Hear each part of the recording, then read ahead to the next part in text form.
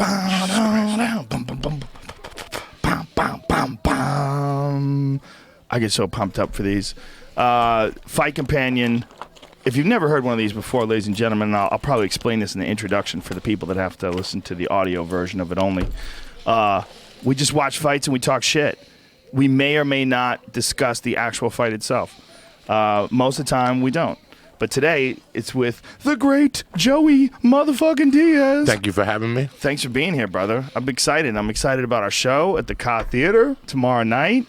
Yes. Out of all the fights on the card, Dos Anjos Alvarez was the fight.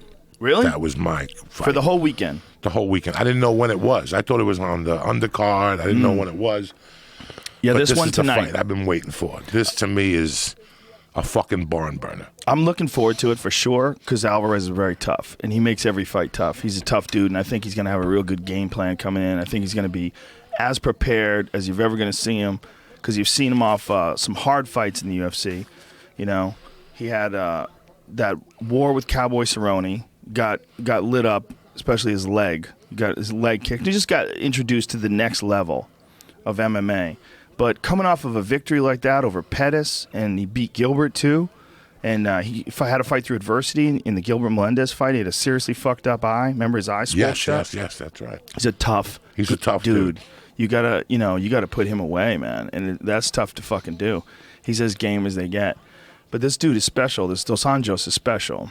He's hit a very high level over the last couple of years, and his skill level is higher than it's ever been. It's like a bunch of different things coming together. One, it's Rafael Cordeiro.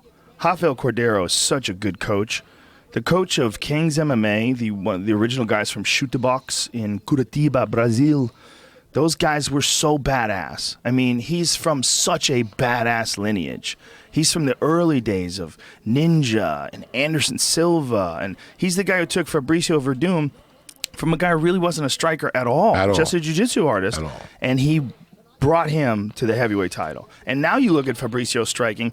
He made a big mistake, obviously, in the Stipe Miocic fight, but I think Stipe Miocic's a bad motherfucker. If he catches you, he catches you. You know, he tried to go to war with Stipe, and Stipe just was better at moving away and countering him, and he got careless and left some openings. And it could have been because he was in Brazil. He was real emotional, you know. Who knows? He fucked up, and Stipe's a bad motherfucker. So those two are a bad combination together. But that said, you look at like Verdum's striking against Travis Brown, it's excellent. His striking against Cain Velasquez is excellent. Excellent. Long, snaps that jab out, keeps you at a distance, throws hard kicks because he wants you to take him down. How about that? He wants you. Put him on his back. Good luck with that. Good luck with the nastiest guard the heavyweight division has ever seen, arguably. He's a motherfucker. I mean, Frank Mir's snapped arms. I mean, you got to go with, like, if you want to look at, like, effective submissions in the heavyweight division in MMA, it's tough to not give the nod to Frank Mir. Tapped Lesnar with a knee bar, snapped Minotauro's arm, snapped Tim Sylvia's arm. Just maybe not for his overall career, because he's definitely had ups and downs, but been in some amazing fights. But his submission victories are fucking horrendous. He breaks bones, man. Who the fuck else breaks bones? Frank Mir's breaking bones with arm bars. Breaking bones with Kimura. He broke fucking Minotauro's arm. Snapped it in half where he was looking over at it like, holy shit. So it's hard not to give the nod to Frank Mir when it comes to like overall MMA guard skill. But that said, man, the technical ability that Verdum has is off the charts. The way he wraps you up is so neat. He just tucks everything tight. Like that Fedor armbar, oh my God. I mean, he just slapped that on him. Where Fedor was stuck in that guard, and you could see in his eyes, he was like, oh shit. Like, this is like, the water's heavier. I can't drink it. I can't get up to get where the air is. Holy shit, it just get crushed into those legs. And he's fucking huge, too. He's a giant guy. I mean, like a legit 240. Doesn't really have to lift much to be like 240. He's a huge guy. Verdum's no joke, man. So for Stipe Miocic to take him out like that, fuck, that was a victory. And to do it in Brazil, that must have been nuts, man.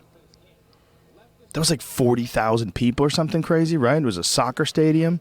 Jesus. Yeah, he went. He didn't give a fuck. There was zero fucks given in Miocic's world. In Miocic's world, there was zero fucks. He had no idea he was in Brazil. Well, that dude is as legit as they get. His mindset is so strong. He's so calm. He's so calm right before he throws down, man. And you know what? More now than ever, because he's been there and done that. That war that he had with Junior Dos Santos. I mean, that was a fucking war. Experience is a motherfucker in this UFC and in MMA. Experience is it, man. Yeah, it is it. But he's also got a lot of skill, and he's getting better. That's the other thing about Stipe. Stipe's getting better. I mean, he's always been a motherfucker, but he's better now than he's ever been. Better mentally, stronger, more steady. Like, everything about him is better.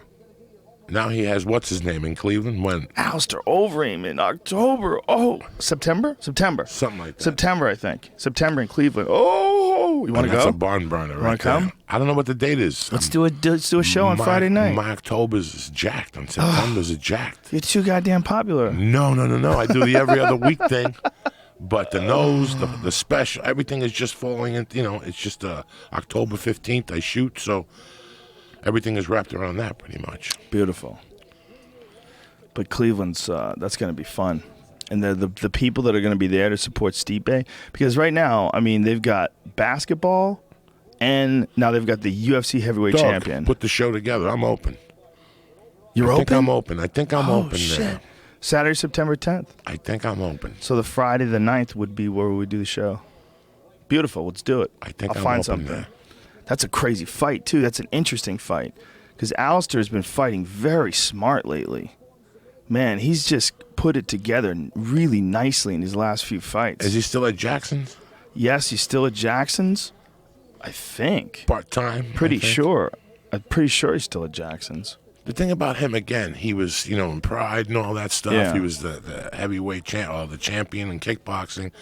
There comes a time in your life when you put the pieces together, and we're starting to see it now. Yep. From Alistair to Nate Diaz to all these fighters that years ago, they lost one. Who did he lose to? He lost to Clay Guida.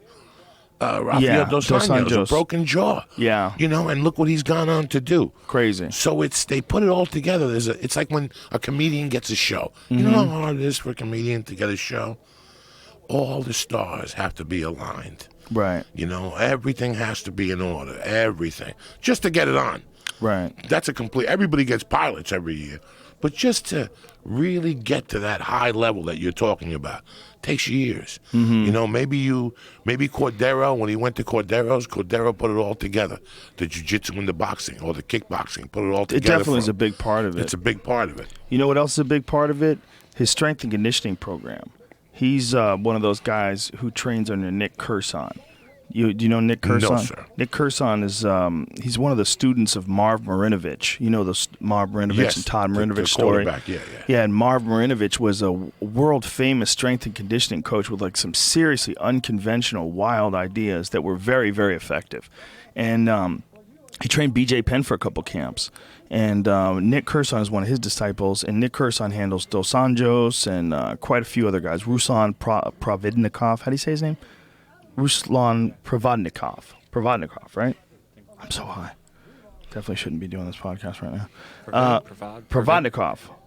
The Siberian Rocky, the guy I'm talking about. He trains that guy too. And Joe Schilling, he's done some work with Joe. He's a really good strength and conditioning guy. And Cordero and the combination of like high-level MMA, high-level jiu-jitsu, and this radical strength and conditioning program these guys do. All these plyometrics, it's all this box jumps. Everything's like exploding and resting. Everything's like very carefully monitored. It's really interesting stuff, man. Do a lot of stuff with your feet. That's one thing that he said that kind of blew my mind. I was like, yeah, I didn't even think of that. I go, what's the most important thing? Like, what do you work on a guy the most when you first start training him? And he's like, their feet. He's like, foot strength is like one of the biggest like weaknesses that a lot of fighters have. Like their feet will get tired, and so you don't push off. You can't push off as hard. You can't move as well. Your footwork starts to suck. You can't explode in or out. And when you see a guy who's got like real good footwork and like the ability to dive in and out and move very well and fast, you realize what a giant advantage that is. Like Conor does it so well, Lyoto did it so well, Wonder Boy does it so well. Oh shit, Joe Duffy. Joe Duffy banging on Mitch Clark. Joe Duffy very upset coming into this fight after losing to Dustin Poirier. He's got a rear naked choke on him. Clark taps. Wow. Beautiful. Joe Duffy's a bad motherfucker. He was a bad motherfucker, but, you know, he ran into Poirier when Poirier had finally figured out that 155 was the healthy weight class for him. That he was just killing himself, making that 145 limit. He's a big boy. You ever stand next to Dustin Poirier? He's a big dude. He's a big dude. He's a big dude to get down to 145 pounds. These guys that do that, man, they are... Oof. When did he fight last? He looked really fucking good. Fought Bobby Green, knocked him out. Really good. TKO'd him, I should say. And his stand-up looked excellent. Excellent. He's so sharp and real fluid with his combinations. And all the guys that McGregor beat up, those first 2 or 3 guys, really have turned. Max Holloway's a killer right now. Oh, Max Holloway is the killer. Max Holloway's on fire right now. He's the killer. Dennis Seaver's somewhere banging on a cage right now. You know, Dennis Seaver's the only one that hasn't showed what happened after McGregor, but... Yeah, well, Dennis Seaver took a bad beating in that fight. I remember watching that fight going, oh, this is... It was a Dennis Seaver, I think, that... First of all, Connor's just better than him. Connor's faster, he's bigger, hits hard as fuck. He's 30 years younger. Yeah, and it's just the miles. Seaver's had some wars inside the cage. You know, you go back and watch some of Seaver's fights, then think about the camps that he had in preparing for those fights. Then think about the fucking wars that he must have had in the camps. And you look at all that miles. So it's like you see a guy like Connor beat a guy like Seaver, and it just sort of confirms what you already know, is that Connor's the truth. You know, like he is that goddamn good. Because it was a beating, you know. It was just he and Seaver's got an interesting style. It's hard to beat him up standing because Seaver throws hard shots and he's got that weird karate style. That one kick is like a... Yeah, but it just was not When enough. I first met John Anik, he didn't have gray hair. Look at him now. That's what he's happens. like Obama. You do these live shows, you freak the fuck out. I'm looking at him going, he had no fucking gray hair. He was a young kid 2 years ago. What happened? Props to John Anik for getting that 209 tattoo. That shit's hilarious. You know what he did? I Do you heard know the whole something. story? He fucking said something, like something silly about Nick Diaz or Nate Diaz, that if Nate Diaz won the fight with Conor, he would get 209 tattooed on his arm. Like, first of all, like you're probably not supposed to say that, I don't think.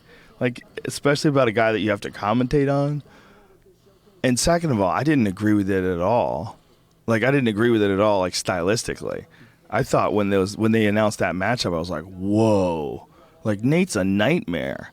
The people that don't know he's a nightmare, they just... If you don't know that guy's a nightmare, well, go watch that fight with Michael Johnson. We beats up Michael Johnson standing. You know, go watch what he did to Cowboy Cerrone, particularly in the first round. Nate Diaz is a motherfucker. Well, listen, bro. A tattoo is nothing. Didn't Tripoli have to drink a bucket of piss or something? Bucket of piss you forget about in a couple of weeks. He's going to remember that tattoo for the rest of his life. Shit, that bucket of piss will linger over my head all week. But Anik is a really good guy. He is a good guy. He's a real nice guy. I really like that guy. I think he's a really good commentator, too. He's excellent. It's like that job that he has and that Goldberg has, that job is hard, man. It seems easy because they're good at it. But if you had to do it or if I had to do it, I would fail miserably. I did it once a long time ago. I failed miserably. It's me and Phil Baroni did an episode. I was just terrible at that. My job is so much easier. All I have to do is the fights are happening, and I have to say what I think is happening in the fight. That's it. The job of the Goldberg guy or the Anik guy or Michael Chiavello or any of those guys at Mauro Ranallo, that's a very difficult job. Shit, Duffy with the right hand. Mitch is in trouble.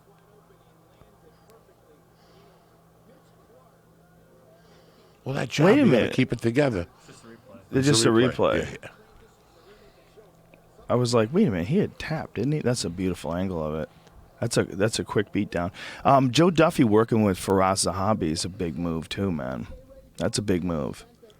I know he had done some work with him before, but there's like a couple of those guys, like a Duke Rufus, you know, Faraz, Matt Hume. They just know so Now, much. what's Feroz's resume? I He watched used to some of his kickbox. breakdown. It's impressive as hell.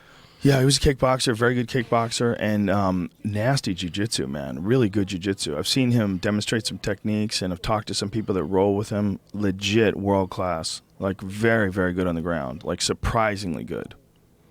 Yeah, and just very smart, very good at breaking down fights. Very analytical mind, but very objective, not ego-based. And he's strong in everything, Faraz is. As a martial artist, I think you could say the same thing about Matt Hume. Both those guys are elite in everything. Like, Matt Hume was an elite MMA fighter. A lot of people don't know. He fought Pat Miletich back in the day. This is before Pat had become the UFC champion, but Pat was like a really well-respected MMA fighter. He was a real pioneer, Pat Miletich was. And Matt Hume took him apart. He blasted him. He blasted him with leg kicks, and I believe he caught him with a knee and broke his nose. And it was a real weird stoppage because it was a real quick fight. And Pat would have fought through it, but they stopped the fight because of a broken nose. So, like, honestly, I mean, although Matt was having his way with him, I mean, it was just a series of exchanges. We've all seen fights turn around where one guy's winning and he's dominating, and the other guy turns around and beats him. But Matt Hume, my point is, like, did he beat, even though there was a kind of a, I just wanted to put it, like, it was kind of a funky stoppage, because Pat would have definitely fought through it. Like, you'd have to kill Pat Miletich to get him to quit. He's not quitting. You know, for a broken nose, that didn't mean shit to him. But the doctor just decided for whatever. A broken fucking nose. I would go home. It was like 94 I would go home. or a something broken like nose? that. Are you kidding me? Yeah. You're bleeding like that, gushing out of your... I'd be fainting.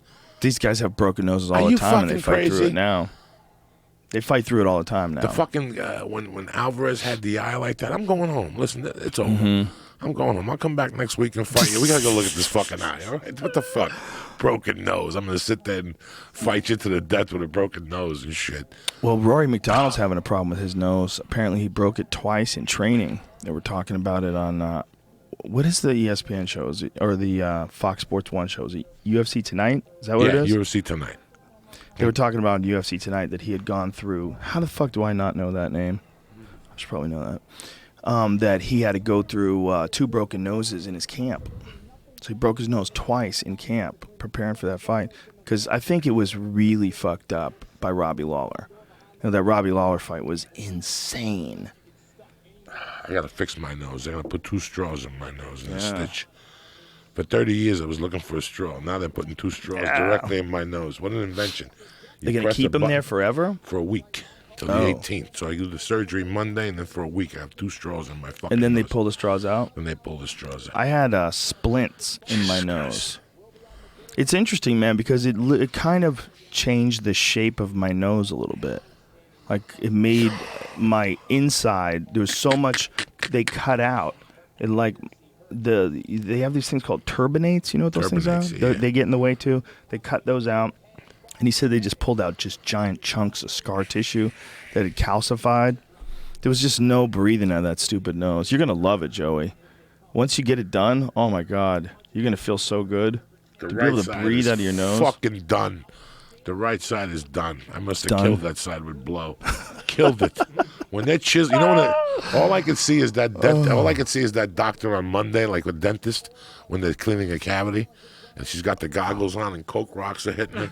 Yeah. In the face and fucking aluminum foils, and pubic hairs, and God knows what else I snorted. Sheet rock. Whatever the fuck comes off that ceiling, and carpets and cat hair. I put all that shit, because sometimes you drop a Coke rock on the floor. Listen, at 4 in the morning, that Coke rock's going down. I don't give a fuck what's on the floor. Nails, thumbtacks, lint, it all goes in your nose. You deal with it in the morning. In the morning, it'll come out. Something will be there. Fucking ready. You just take it out. Unfucking believable. So if you spilled a little bit on a hardwood floor, would you get down on that floor and sniff it right off I the floor? would fucking put my finger and whatever else stuck to that finger. Like, let's say it was a little Coke rock and it had lint around it and sheetrock. Whatever else was on that finger went in my fucking nose with some water, and I just held it up there till it melted, and whatever happened. Oh, my God. It's just crazy. That's so It's ridiculous. just crazy. And the doctor's name is Dr. Line. Line. No. Yeah. I don't know if it's a joke. The doctor that's fixing your nose is Dr. Line? Dr. Line.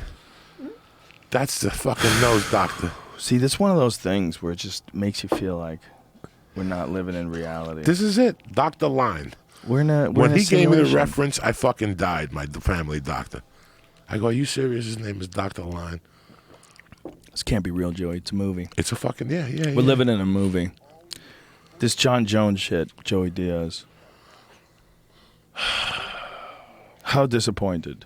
Real disappointed. I'm like a 10. I was a 10. Out of all like fight cancellation disappointments, that was heartbreaking. 9 o'clock at fucking night. 9 o'clock at night I found that. I found out by Jamie. Jamie texted it to me.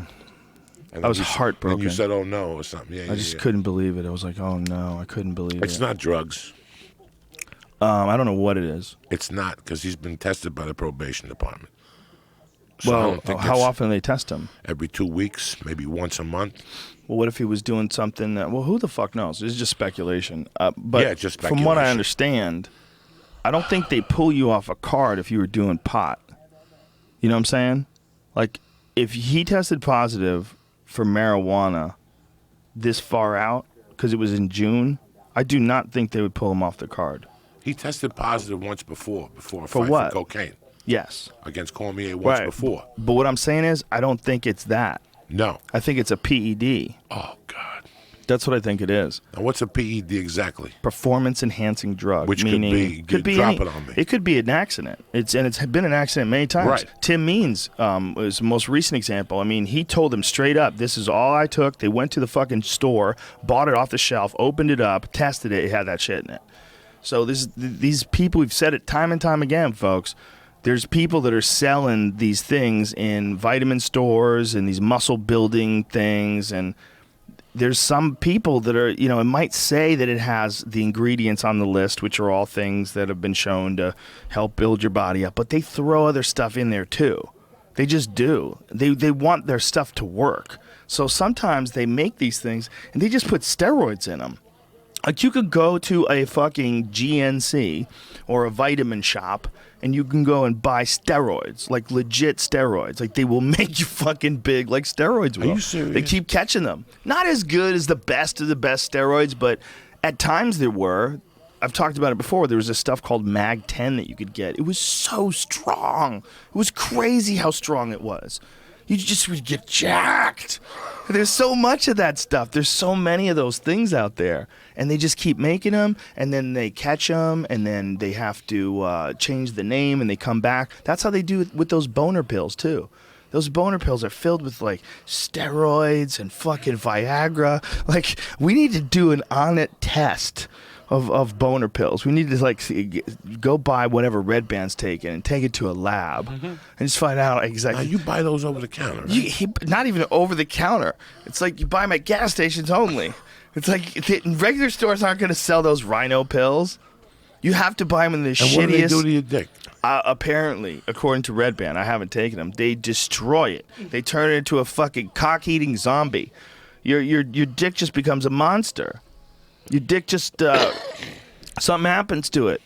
It just gets so hard that you can't believe it. You're filled with lust and passion. People talk about it like they're crazed. I'm like, you're taking meth. You're taking meth mixed with my Viagra. Like, someone's dosing them up with some ridiculously high levels of speed and probably some steroids and some meth and some Viagra. Just I was out of. they don't have to tell you what's in there. Well, I was out of that Hem Force chocolate. And I didn't have enough chance to send the kid an email and get it, so I just went to the store. And I asked the kid, I just want Pro. I didn't want to spend the $94 for the whey, because I didn't want all that protein powder, so I went to the one on Lancashire. And he goes, do you take any pre-workout shit? And I go, I don't take none. I take the fucking quadriceps. I didn't tell him that. But I take like half of the Shroom Tech. Right. I don't want to have a fucking heart attack. I take half of it. Those fucking Shroom Techs, sometimes you're in the middle of class and you're gasping for air because so much air is coming into you and my body can't take it. It's too much fucking air sometimes. Like, you're like, fuck, this is too much. So I just went there one day and the guy goes, take this. It's like a drink before the fucking, before you work out again. I had it in the bag and I drove and I get there and I go, let me just try it. I tried half of it. I did the class, but on the way home, I had the wildest fucking hard-on. I had to go home, take a shower, and jerk off in the fucking shower because the hard-on was real. Mama wasn't home. Nobody was around. I mean, it was fucking evil. And even after I jerked off, it stayed hard in the shower. I was like, Jesus fucking Christ. I got to save this shit and drink it when mama's around. That's these things, But man. I didn't know They're what was in selling it. things. And then I got scared because after I jerked off, like an hour later, my heart started having palpitations. I'm like, I got enough with this shit. Enough with this. I don't do anything. Listen, I've never been a proponent, is that the word? Yes. To fucking Red Bull. Because when I was shooting a movie once, I was up all night snorting blow. And I fucking drank 3 of those Red Bulls and I fell asleep. So I said, fuck it, there's nothing in that shit. That shit don't work. I drank 3 of those Red Bulls and was nodding out of the set. So those things don't fucking work. So I've never really been any energy drink. I grew up without energy drinks. You'd expect me to like energy drinks? I hate all that shit. I don't believe it. When I was a beginning comic, I used to take no dose to drive all night. That is horrible. That stuff's nasty. Just when I would drink it with Mountain Dew to really go deep Christ. and smoke a joint. You drive all night like this. Look, you drive like that all night. And then you pull over, you take a nap. And I would take a nap with the car on because it was the winter. Like in those days, I had to drive. I would have to do the late show as a feature and then drive back to Boulder overnight from Boise, Idaho, or wherever the fuck I was at, Billings, Montana. So I would drive all night to pick up the baby in those days. I'd have to do whatever the fuck I had to do. One night, Jamie, I pulled the car over, and it was freezing out. I left the car on, and I fell asleep. And when I woke up, I thought I lost control of the car. You have no idea what happens to your heart. Oh, my God. When you fall asleep and then wake up, and I had the headlights on, and I saw the snow, and I was like, and you grab the steering wheel, and you put the brake on me, you're like, I'm not even fucking moving. Oh, my God. So those no doses with Mountain Dew, oh, my boy, there you go. Alan Joban just about to step into the octagon right now. Great dude. Great dude. Very sweet. I love that Always guy. says hello. He's one of Eddie's longest yeah. students. I've known that kid forever. He's awesome. It's always been awesome. Great guy to train with. Super cool. He's been doing really well in the UFC, except the Einstein fight, but that guy, Tumanov, is a beast, man. Albert Tumanov is just so technical. His striking is just so good. And who's that other dude that Rafael Cordero has? His hair's always fucked up. Doesn't look like much of a fighter. He got eye poked last time twice, and he just knocked the motherfucker out. Baruch. Oh, Dariush. Yeah. Dariush. Neil I like him too. I like Rafael Cordero. But Neil Dariush is a really good jiu-jitsu player too, man. You see his jiu-jitsu? No. His kickboxing has come a long way with Cordero. His kickboxing is really good now. It's excellent. But his jiu-jitsu is nasty. He keeps his guard down, like his hands low, which always sometimes, yeah. But Cordero is Cordero, so I trust they're up to something. So it's none of my business. Well, I don't know what the fuck they do. Dariush is a very smart guy, and he's a hard worker, and he'll get better. Right now he's cracking into that top 10 realm. He's a very, very good fighter. Listen, brother. Had a setback in the Chiesa fight. Michael Chiesa choked him, but Chiesa, I'm telling you, man, Michael Chiesa has nasty back control. I watch that kid's the way he takes backs and the way he clamps down. He's got a super, very tight game. Some guys just have a technique. Remember Cody McKenzie had that fucking guillotine of death. If McKenzie caught you in that guillotine, man, he was putting dudes to sleep. And you look at him, not a physical specimen, just looks like a regular dude. He's not athletically gifted. He just had this one technique, razor sharp. And it's 4 minutes and 50 seconds right now in round number 1. So that's the time stamp. 46, 45, 44, 43. You got it. But Chiesa's got that with his back mount, man. He gets that back mount on dudes. That rear naked choke is a strong position for him. Alan Joban looking very light on his feet here. Listen, man, once you get to that elite level, you have to be very intelligent as a fighter. There's no other way to improve to that higher level. No. You're not a bar brawler no more that goes in there with, I'm going to punch him in the mouth mentality. Yeah. You figure out how to win the war. You train accordingly. Those guys, and that jiu-jitsu, oh, shit. Big left hand, Joban. that jiu-jitsu makes you so analytical when you're a high-level black belt. Mm-hmm. It makes you think so much differently than, just throwing kicks and punches, Yeah. You have to think so much quickly. When you roll with those high-level black belts, game over. I mean, it's just a... Yeah, Joban's here in full guard. I would like to see him pass. I don't like this. Yeah. See? And he got swept. Now he's stuck in a standing guillotine, but only one arm in. I don't ever like it when dudes lay in the guard. I just think if you're on top and you're in the guard, you should at least attempt to pass. Because if you can pass and get to a dominant position, you establish that you have the better ground game, right? And then you also have the opportunity to try to set some stuff up for real. And you force someone to be completely defensive. Because someone in the guard is still partially offensive. They can still catch you. When you get a guy inside control, you're almost 100% offensive, and he's almost 100% defensive. There's only like a couple things you could do from the bottom, like with elbows, and maybe you can catch a Kimura if the guy's not paying attention. But for the most part, when you're in the guard, like we were talking about with Verdum, there's still guys that can fuck you up from there. Brian Ortega, he will fuck you up from inside his guard. Lay in that dude's guard. Good luck. That guy will fuck people up in that guard. I just think sometimes dudes try to play it safe. They get a guy down and they're inside of his guard, and they just say, all right, let me just throw some punches here and see what's up. And they just kind of cancel each other out. So what you're saying is, if you're in the closed guard, get the fuck out of there. Move. Yeah, don't get. First of all, don't fall into it. And obviously, easier said than done, right? But don't choose to fall into it. Treat it like it's a dangerous place. Get out of there on everybody, even on guys that maybe their guard's not that good. Pretend it is. Treat everybody the same way. Get the fuck. Oh, head kick. Oh, that was brutal. This dude's done. If this guy survives this, he is a fucking monster. Oh, elbows. Oh!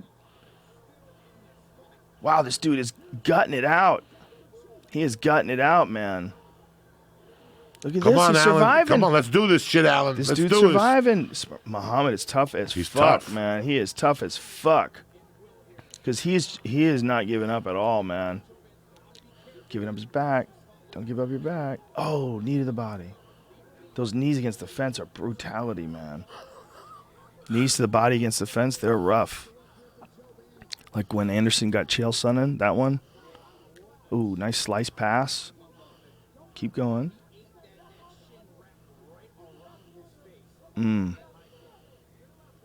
This Muhammad guy's a motherfucker, dude. To survive that.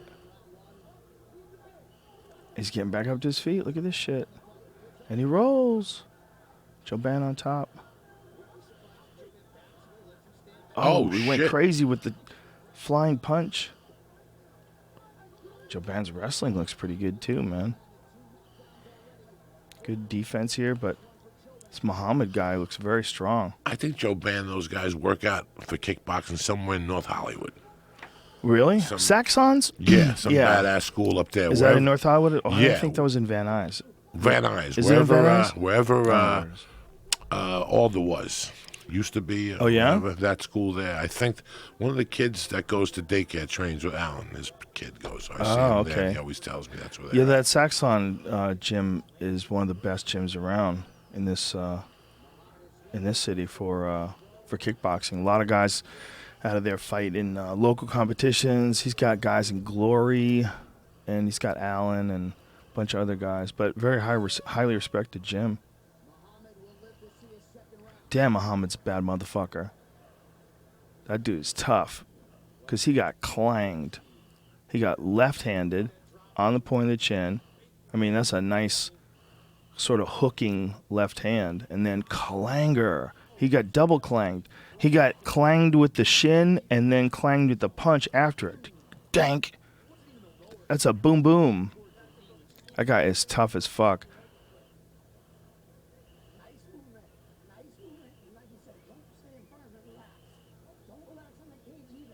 So here's something that happens in exchanges like that. Sometimes when a dude hurts a guy and then unloads on him, trying to finish him, but can't finish him, Now, not a guy like Allen, because Allen's pretty experienced. I don't think he emptied his gas tank, but guys have emptied their fucking gas tank trying to take a guy out and then had to coast for the remaining second and third round. Like some guys, they're notorious for that. Like they open up on you, and if it, like I'm looking at Allen right now, he looks really tired.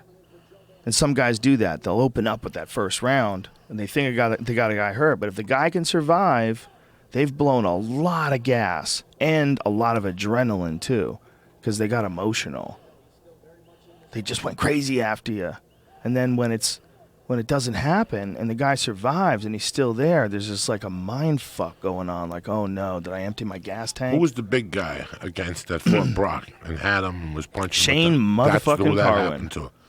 Yeah, That's for what sure. That happened to that time. Yeah. There was a couple other fighters. And I didn't understand what you were saying at first, that they gassed in the first round, your arms get tired. I didn't understand that concept. Then I saw it a couple times, and I was like, ah.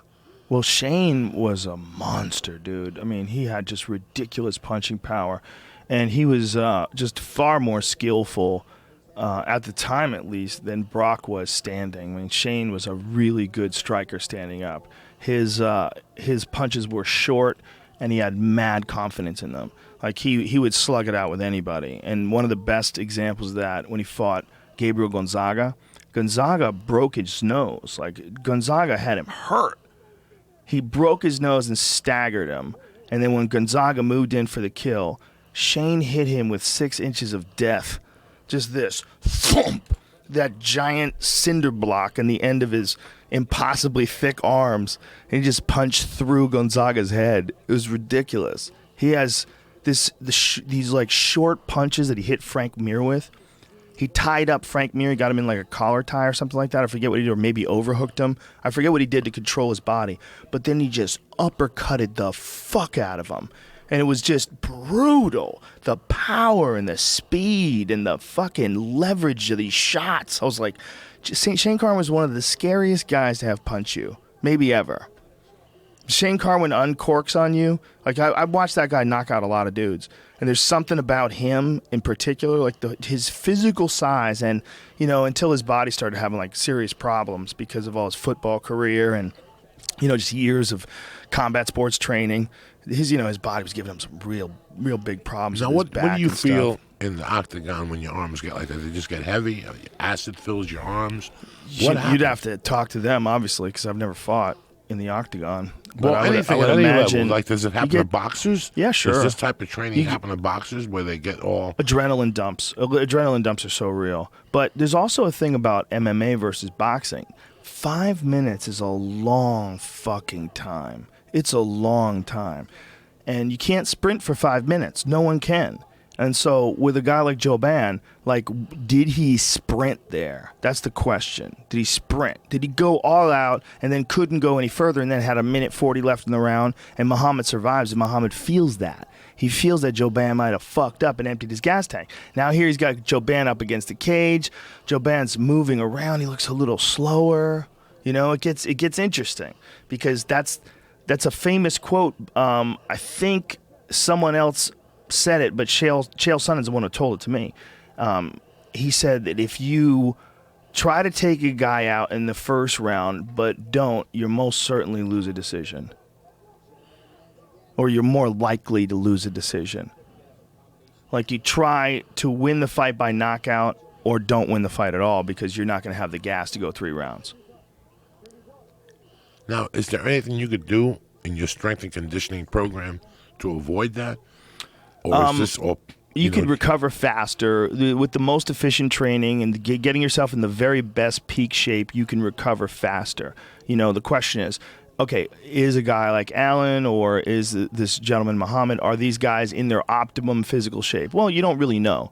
They're obviously in fantastic shape. They're obviously elite athletes, but are they at their best? I mean, if he was with a Mark Marinovich or someone along those lines, I mean, who knows what a guy like that could do on a strength and conditioning level. And so then it becomes a matter of how important is the strength and conditioning. See, that's where guys like Marinovich and like even Nick Kursan, a lot of these guys, they differ from a lot of the pack. They think it's the most important thing. And I think he's right. I think once you already learn how to fight, then it's almost less important to spend all the time boxing and sparring and almost more important to do drills and do mad strength and conditioning work. Because I think you take less off your body. You already know how to fight. I mean, Alan Jouban knows how to fucking fight. This is not going to be a surprise for him. How much fight training does he need to do versus conditioning training? Because if he's in the same position here in this fight, but had less time in camp hitting sparring partners, but more time doing plyometrics and was much fresher and felt better in this round, that the argument is, like, you're better off having the most fit vehicle to do combat with. Like, your mind already knows how to do combat, right? You already know how to kick, you already know how to punch, you already know how to choke dudes. You're not going to get much better at that in 6 weeks. But here's what you can get better at 6 weeks. You could ramp your cardio up to some fucking ungodly levels.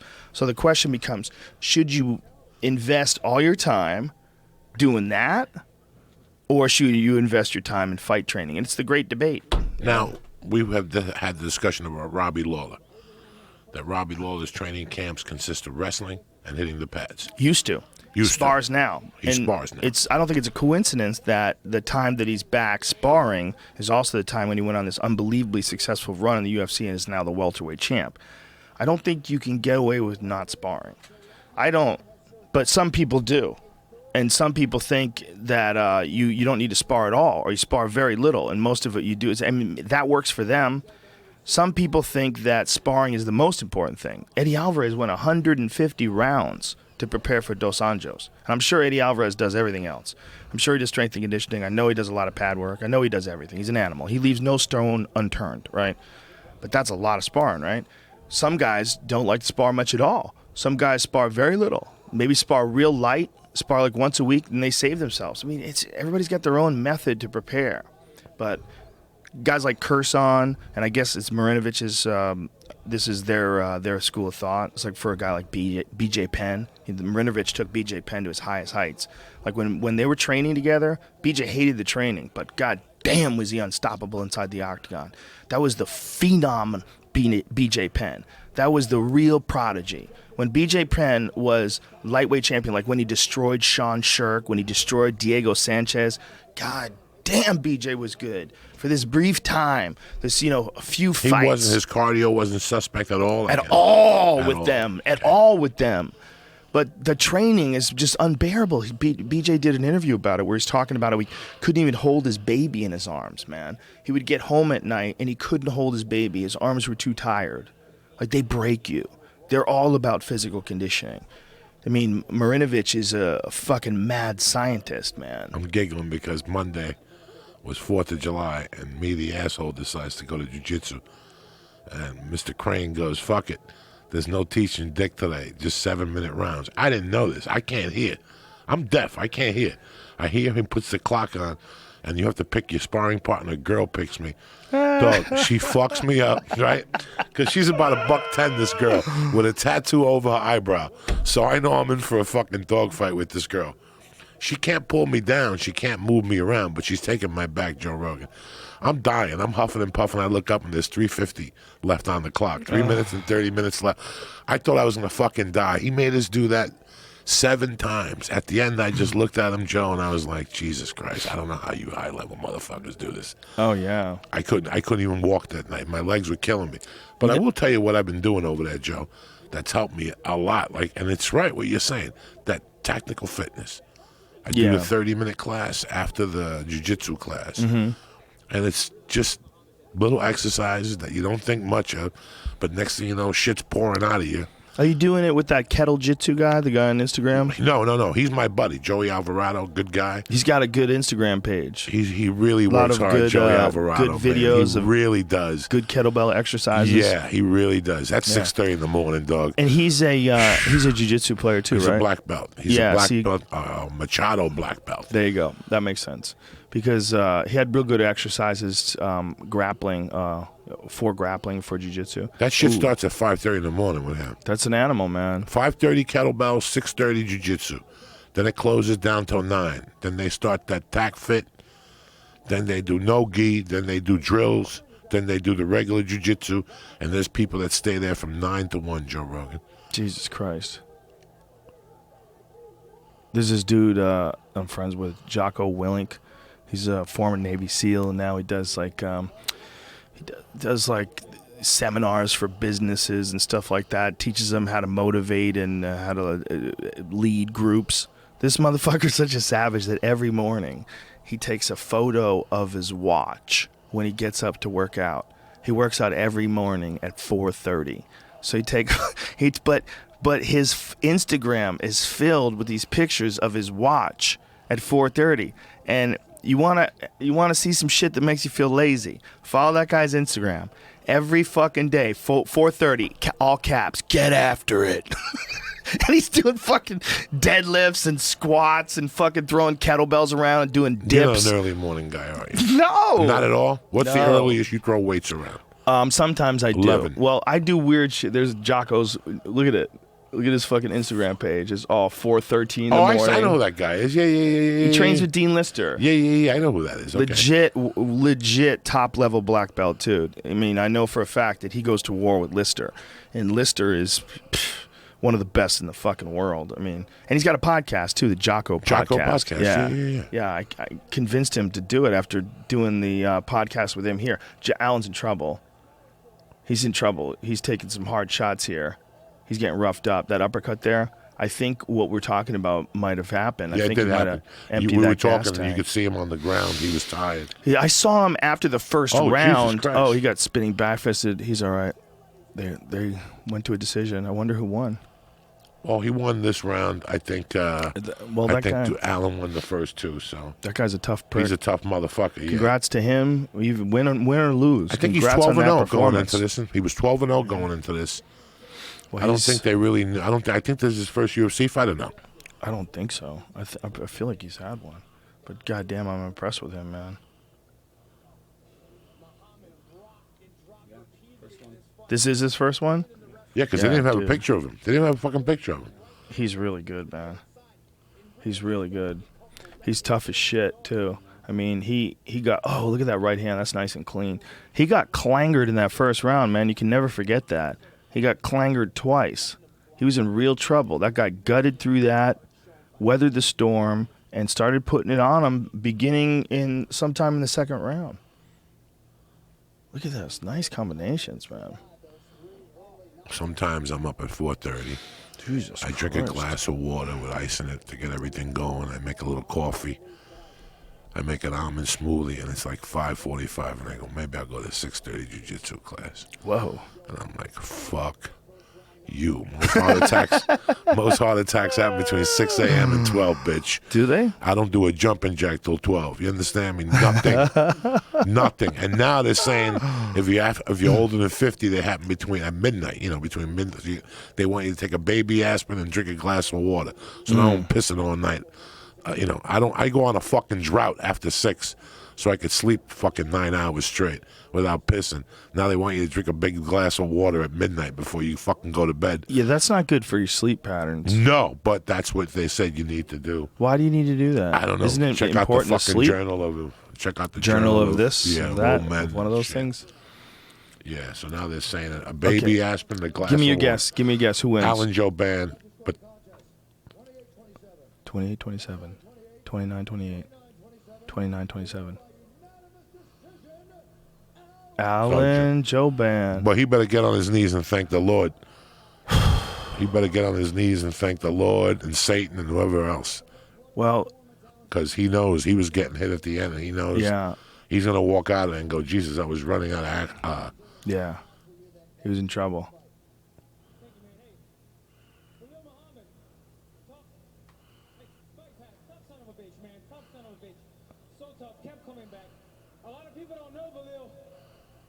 Alan Joban just giving that dude props. That's what a nice guy Alan Joban is. He's a tough guy. You may not know him, but me coming here and taking him out like that, it says a lot, guys. I belong in the top 10, top 15. Joe Silva, Dana White. I need the top 15 fight next, guys. Yeah, he should have used better wording. I mean, I see what he's trying to do, but he shouldn't say took him out because he didn't take that dude out. I mean, he hurt him in the first round. Yeah, I wanted to finish him, but he was tougher than I thought. Not making excuses, but I'm pretty certain I broke my hand in the second round. So my Clanger. offensive output slowed down a lot. I couldn't really throw any left hands after that. So I was just kind of trying to survive with my right hand and my kicks. What was the mentality in that third and final round? He rallied too little, too late, though. You know, my coaches led me through it. My coaches said, give me 5 good minutes. You don't need the left hand. Just set up the kicks, set up everything else. So Alan Joban broke his hand that second round. People that are listening to this are probably like, what happened to them? Did they go away? Sorry, we're listening to that. That's a problem with actually knowing a dude and being friends with a dude and then doing commentary on his fights and watching him fight. It's like, I just know him. He's such a nice dude. So what's the earliest you could work out, my brother? I'll get up sometimes before the dawn and work out. What just time is I like that? So I don't know. Sometimes I get up to pee, right? It might be like 5 o'clock in the morning. And I just, as like a little mental exercise, I say, I'm just going to go work out. And I just force myself to go work out. No reefer, no food, no nothing. Nothing. Straight up Just gangster. get some water. Bad breath going there. Yeah. And how long is it a full or is it just to get the blood going? Depends. You know, but it's always got to be something hard to do. Powerful Robbie Lawler. Usually it's, you know, I'll do some chin-ups. I'll do some kettlebell work. Just do like 40 minutes, maybe more, maybe an hour. And you go back to bed and who can sleep after Maybe. that? No, who can fucking sleep after that? No. Sometimes I stay up. I don't know, man. Sometimes I like to go up, get up early, rather, because I like to go outside, like when everything's coming on. There's something weird about, like, seeing people wake up, sort of like seeing people leave their houses and seeing the hustle and bustle as they're starting to get ready to go to work. You know, you can actually kind of see it in the distance all spread out when you get up in the morning, you go sit outside on your porch or something like that and look around.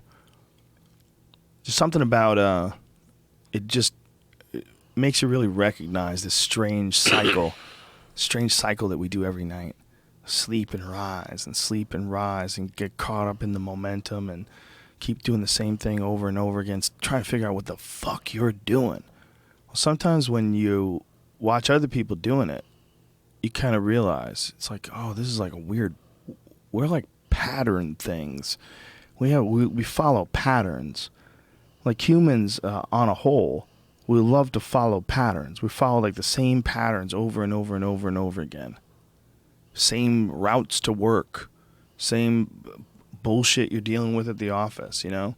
Day in, day out, day in, day out. When you watch people do it, like when you get up early, if you don't have to go somewhere, and you watch the city come alive, it's like almost like you get to see the fucking work behind the curtain before the play plays out. It's like you get to see like, oh, this is weird. When was the last time you got up for work? A week in a row, like Fear Factor. Yeah, that was the last That's time it. I had a job. That's the last time I had a fucking job. I hated those homes. You know, I came from a home where the mornings there wasn't much action. I got up, I made my own fucking cereal. I took a shower, I dressed myself. On the way out, I said, Ma, see you later. That's it. But then you went to people's homes who, it was heavy duty. They were going to work. And I would sit there and go, fuck this shit. Yeah. I hate that action in the morning. Now, where's my toothbrush? Where's my fucking shirt? You know, four people yelling. Everybody running. People, get out of the fucking bathroom. You go in the bathroom, it smells like 10 shits. You know, you're like, fuck this, you know. So I swore to God, if I ever had a family, I don't want that early morning fucking riffraff. Yeah. She's got riffraff in the morning. There's drama with her in the morning, but not really. She's 3.5 now. She wakes up, she puts a TV on, she gets her own chocolate milk. You know, I don't give it. Well, I got to make it for her, and I got to shake it with her, do the whole fucking thing. But besides that, she leaves me the fuck alone. There's no drama. I don't like that early morning drama. You know, right. Once I hit life, okay, that's drama. I don't want I know no what you're drama saying, in my like house. running out the door. Yeah, I don't want that shit. Fuck it. Yeah. I'd rather people relax. I walk her. I like that slow. Yeah, I do too. It's really weird. I appreciate the 5s in the mornings. I appreciate the 6 in the mornings. I love going outside and smoking and watching. But I also appreciate 2 in the morning. Sometimes when I get back to the valley, I just sit on my balcony and look out and I go, Jesus Christ, it's fucking nothing. That's it. We're in space. Yeah. This is it. I'm in space. It's me and that fucking moon and those 3 stars around it. I think you need a little place where you can go occasionally, where you don't hear anybody, nobody's talking, where you just look up. Just look up by yourself. I think we all need that. We miss that. And that's a really interesting aspect of civilization, that as we become more and more dependent upon technology, more and more into lights, we were less and less aware of the fact that we're in space. It's all happening together. It's like the technology that's going to take people past where we are now to some strange new world in the next decade or 100 years or whenever the next fucking crazy invention comes out. You know, I like getting up at 5 and I don't turn the TV on. I don't check Twitter. That's good. I don't do nothing. That's good. I charge my phone in the living room and I look at it to see if somebody called an emergency. But unless I see missed call, I put the phone down. For 2 hours, I don't do dick in the morning. I have a notebook in front of me. I drink coffee. After about 30 minutes, I go smoke some pot and really kick it up and maybe eat a nicotine gum and get the party really started. And for 2 hours, I just drain what's in your coconut. I think about the night before. I didn't tape that set last night, but I said one thing on stage that I liked. And I'll write that down. And I have a page of just shit I said on stage the night before. Then it's not going anywhere. And you like the nicotine gum? Gives you a little stimulant? Is that the deal? Yeah, in the morning with coffee. Look at this guy. He keeps losing more and more weight. What's he fighting at? 145? Well, he's fighting on Saturday, so Right. he's in weight cutting already. Jeez. So he's dehydrated there. You could fucking tell. Yeah. That's But is he it's fighting weird. 145? I think he's fighting 45. Okay. Wait a minute. Who's he fighting this weekend? Jim Miller. No, I think he's fighting No, 55. Joe Lozon. Joe Yeah, Lozon. Is it Miller's 45? fighting Takanomi. Oh, that's right. Miller's fighting Gomi. That's the best undercard of all fucking time. I think Diego's fighting 55. I think 45 was too much for him. Yeah, he looks 45 right now. 155. Yeah, 155. Yeah. But he's the kind of guy that even at 55, he's going to cut weight. He's going to get a little bigger and drop down. Who is he fighting again? Joe Lozon. Joe Lozon, that's right. That's going to be a wild-ass fight. Joe Lozon's been in some goddamn wars over the last few years. Look at that! Look at that early prelim. Tremendous. Did you You see could that? sell that. That's incredible. That's incredible. The- DC is still supposed to fight someone? Yep. Any idea who it could be? Do you think I'm going to tell you? No, What are you, a no. fucking reporter? Listen to this. Dude. Well, Out of seen nowhere. Roy Next Next Nelson thing you know, wanted to you're do banned. it. Next thing you know, Obviously, you're he can't banned from fight. the fucking fights and shit. Listen, No, I mean, he can't fight twice in I the know a weekend, few so it's not him. things. I know a few things, So you've but I heard some can't talk things. about them. Interesting. Okay, I that's know a all. few things about other things. I know some things. But I can say nothing. You don't know nothing. I don't You know see nothing. nothing. I don't You see know nothing. I tell you what, this John Jones thing like literally broke my heart. I mean, when you sent it to me, it was like a distant relative died, not like a close one. But like, oh, Aunt Sue, fuck, I remember her. Like a relative that I haven't seen since I was 15. I'm reading that there was 2 different substances that were in there, not just one substance, 2. Oh yeah, that's what you're reading. Mhm. Yes. Which website? Where I lost that. Mike's Dick Hard I M&A. pulled it off. What I have left up is what he said about it, and it was like a substance he couldn't pronounce. Okay. But I haven't. Well, that's not entirely what I hear. I can pronounce both of the substances that I heard. Jamie, how many you want? Let's see. What are you doing? No, these stars of death. How, what's, the number? 200. Up Jesus to 3 or Christ, 4. I don't know. Joey. How many do you want You're to give just me? chewing this. You just You said fucking- 200. You just threw 2 of them in your mouth. 3. You want 4 to get the party started? Oh, my God. How are you doing that? How can you do that? How does your body hold up? I'm a savage. This and CBD oil. You're I got the unbelievable. glue that keeps the bones together. You know what I'm saying? Your inflammation level must be 0. If pot is anti-inflammatory, which apparently it is, your inflammation CBD level oil, is the nothing. CBD oil I'm getting this 51%, this honey oil from Hawaii. Wow. Let me tell you some 3-4 drops in the morning. I do it after the almond shake. I let the almond shake leave my mouth, and I put that thing and I hold it for 60 seconds. There's times I go home. I'm an old fat fuck, man. I go home. I spar 2 times. I'm done. I go home. I can feel my legs. They feel like they're swollen. I do Tylenol, the acetaphene, and I do 3 or 4 of those drops, baby. And the next day I'm ready to rock again. Wow. You know, I don't know exactly what the CBD oil. Every time I look up benefits, they tell you one more. You read now that it prevents dementia. You know, you read all these fucking things. They've been hiding this shit. They've been hiding this shit from America, man. Well, it's because pot's been illegal. They haven't been able to give people CBD oil. I mean, it has low levels of THC. You'll test positive for THC with a lot of it. No, but now it's legal in 50 states, and you can smell it, so it's got no teeth. The only reason why that's going on is because you don't test positive, they're saying. Well, they must be way better at it now. Yeah, no, now they're really getting it down. But it's an element of marijuana. I mean, absolutely. They can There's got make to be strains, a by the way, yeah. Yeah, they can make strains that are higher in CBD oil.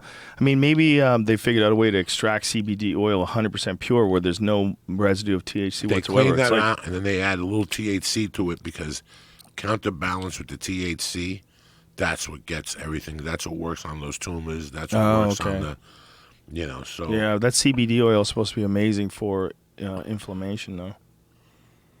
Yeah, that's it's a real unfortunate thing that they did that. They kept this illegal for so long. It's just it helped a few people profit, and it fucked a lot of people over. It fucked a lot of people over, not just because people got locked up in jail, but because people got the wrong impression of an awesome plant. The really crazy thing was that I was never familiar with holistic medicine until I moved to Boulder. And I thought these people were fucking quacks. Like, they talk to me and I go, oh, Jesus fucking Christ. But then you start paying attention to them. They do a touch here, a touch there. They tell you to eat something, and you're like, wait a second, I don't have that fucking pain no more. What'd you do? You know, like, what the fuck did you do? You know, Boulder is the home of that stuff. Right. It's the home of that stuff. It's where it breeds out to the rest of the country. Do you believe in that stuff? You believe people have, like, the voodoo touch, and they can rub your back, and all of a sudden it feels better? I'm not sure. I mean, Hegan's got the Indian. You know, the Indian will touch you a couple ways, and you're all right. There's this other guy that says your frame is bad. You know, all that stuff. Yeah. I'm not sure. But you know what, man? A year ago when I would see movement training, I thought it was crazy. Mm-hmm. And now I think it makes a lot of sense. And now that I see a lot of high-level jiu-jitsu schools incorporating that as a class in their workouts. Mm-hmm. So it's got to be doing something for you. That stuff that the guy did in the beginning, Hickson, of his documentary, all that stuff, people, and it looks very simple. Mm-hmm. It's very similar too. Very similar, you know. Yeah. So That's who what- knows, bro? We've evolved. We've evolved in every fucking level, from technology to MMA training. You know, 10 years ago they put a chicken on the floor and you chased it for speed. You know, whatever the fuck you did in those days. Well, I don't know. Now it's completely different. Well, that was what was so interesting about Hickson. It was that Hickson had figured this out in 1994. I mean, that guy was a yogi. He was a legitimate yogi. I mean, Hickson does some spectacular shit. He'll stand on a balance bar and do a full split, standing up, grabs his foot and puts it over his head like a fucking ballerina. Plus, he'll choke you out. I mean, his ability to control his body is really freaky. Like, he was an incredible body weight athlete. Like, the stuff that he could do with his body, just in terms of, like, gymnastic movements and stuff like that, and yoga movements and stretching movements, like, very, very unusually dexterous. Dexterous? Is that the word? Yeah. Good dexterity. Amazing dexterity. But just his jiu-jitsu was so high level on top of that. So he had this deep knowledge of jiu-jitsu, of all the positions. Like, his basics were so fucking good. Everything, like, to this day, him and his son Crone, they use the same standard jiu-jitsu that everyone has always used. There's not like a lot of fancy, crazy, weird shit you've never seen before. Triangles, arm bars, chokes, and they're just razor sharp at them. And that's like a Gracie family thing. You think about, like, Hodger, same shit. Like, Darce choke, I guess, like the most unconventional thing that he does a lot of the time. He does like a standard Gracie attack. Arm bars, triangles, guillotines, chokes. It's like they have that style of attack, and especially Hickson and his son Crone is just at this ninja level, this monk level, where it's just they do the standard jiu-jitsu. There's no crazy, weird tricks coming your way. No barambolos, no spider guard. I mean, they know it, I'm sure. I'm Yeah. sure he could do it. I mean, I'm sure every high-level guy is aware of pretty much every technique at this point. Like, if they're competitive, or if they train at a competitive gym, or they're curious, or they work with athletes. Look at Derek Brunson. He's fighting out of Houston, Texas. You know what he's thinking about right now, right? He's like, I'm knocking this motherfucker out so I can go back and get myself some barbecue and this motherfucking shit. Maybe he's thinking about Roy Nelson as if he was a white cop.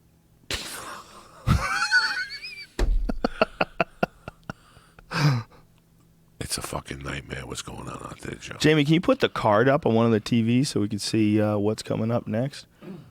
There's Nice only knee one to the fight body. left after this. That's Oh, it. really? That's it. Yeah, that's it. It's this and Dos Anjos. The Dos Anjos fight's a 5-rounder, right? Yeah. Roy Nelson, I knew him back in the day when he was just a jiu-jitsu guy before he ever did any MMA. Really? Yeah. I'm pretty sure he was in Brazil with us when Eddie had that match with Hoyler. I flew down with him. That was 2003.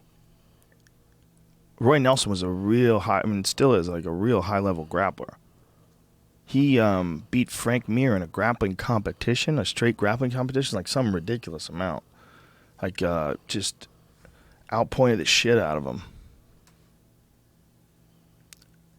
But that was like the Frank Mir lazy days. Frank Mir's gone through, days where he was less dedicated, days where he was more dedicated. Well, he's asking to be released now. I mean, Well, he got something happened. There's some drug test issues. What was the Frank Mir drug test issue? Was it a steroid thing? he had kangaroo meat.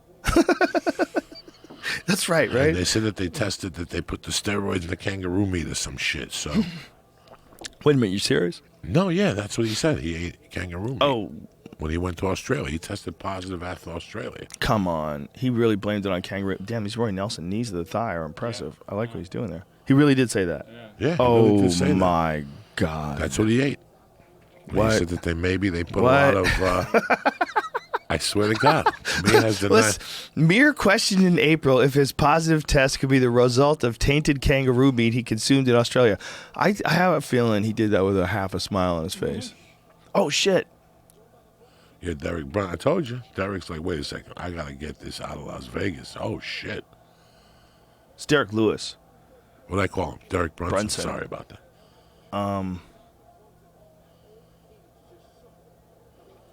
See, now this is a bad spot for him because Roy has a fucking nasty ground game.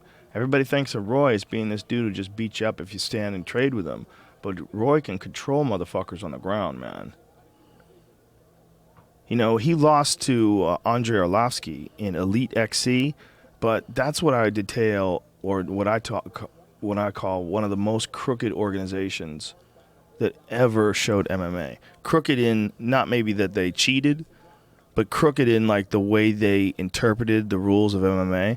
They would stand people up if they were down for like 15 seconds. Like if you went to the ground, you got to submit somebody quick. They were just standing people up. Oh, damn. Jesus Christ. Oh, Jesus. Roy just got blasted in the gut. And another one to the gut and to the face. Oh, shit. Oh, Roy's in trouble. Oh, knee to the body. Oh, he got that gable grip, though. Can he get him down? He got the S grip, rather. Damn, this is a fight for his life here. Derek Lewis can punch, man. That's where his experience comes in, though. He got him off him, gave him a little chance to breathe and fucking think, clear his head. He's still in trouble, dude.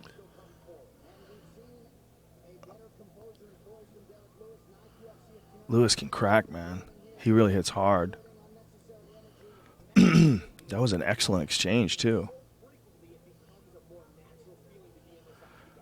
Ooh, crazy sport. What were we talking about right before this? We were talking about something super important. CBD oil, shit like that. Started to bring up what's going on in America.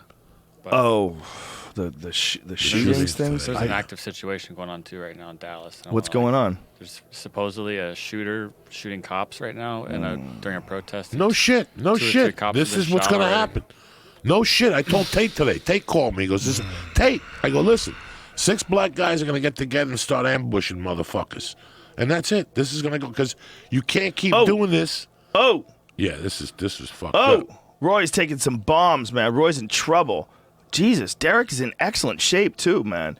Because he's hitting him with some hard fucking shots, and he keeps coming forward. And Roy can take a punch like no other, and he gets the takedown. Goddamn, full mount, not good. No bueno for Derek. This could be a wrap, man. I'm telling you. Oh, the end of the round. Dude, Roy Nelson mounted on you is one of the worst situations ever. That gut and all that body weight is all centered. It's like having like a giant 400-pound kettlebell sitting on your dick. Like the way he mounts you. You know, I don't really side control people. I feel bad. Especially when I'm sweating and shit. They smell my stomach juice and pizzas and pretzel sticks coming out of them. Fuck you. Stomach I juice. get I try to get my rib. It's too bad. No. Look at these fucking shots Derek's landing. Jesus, Roy is tough. Because Derek was beating the shit out of him. This is as good as Derek's ever looked. Like those combinations, he looks more settled. He's fucking calm. Look at him, man. I'm telling you. We got to get the fuck out of here. Imagine if he grabs the mic and says, forget it. Man. God damn. Yeah, look at him. He's not even breathing. Well, you know what? Derek has also had quite a few fights in the UFC now, and he's gotten, more and more at home there, more and more comfortable with the experience. Look at that. Nice. Moves right out of the way of that right hand. This is as good as he's ever looked, man. I think he looks great. It doesn't mean that he can't still get caught because Roy hits fucking hard, and Roy knows how to win.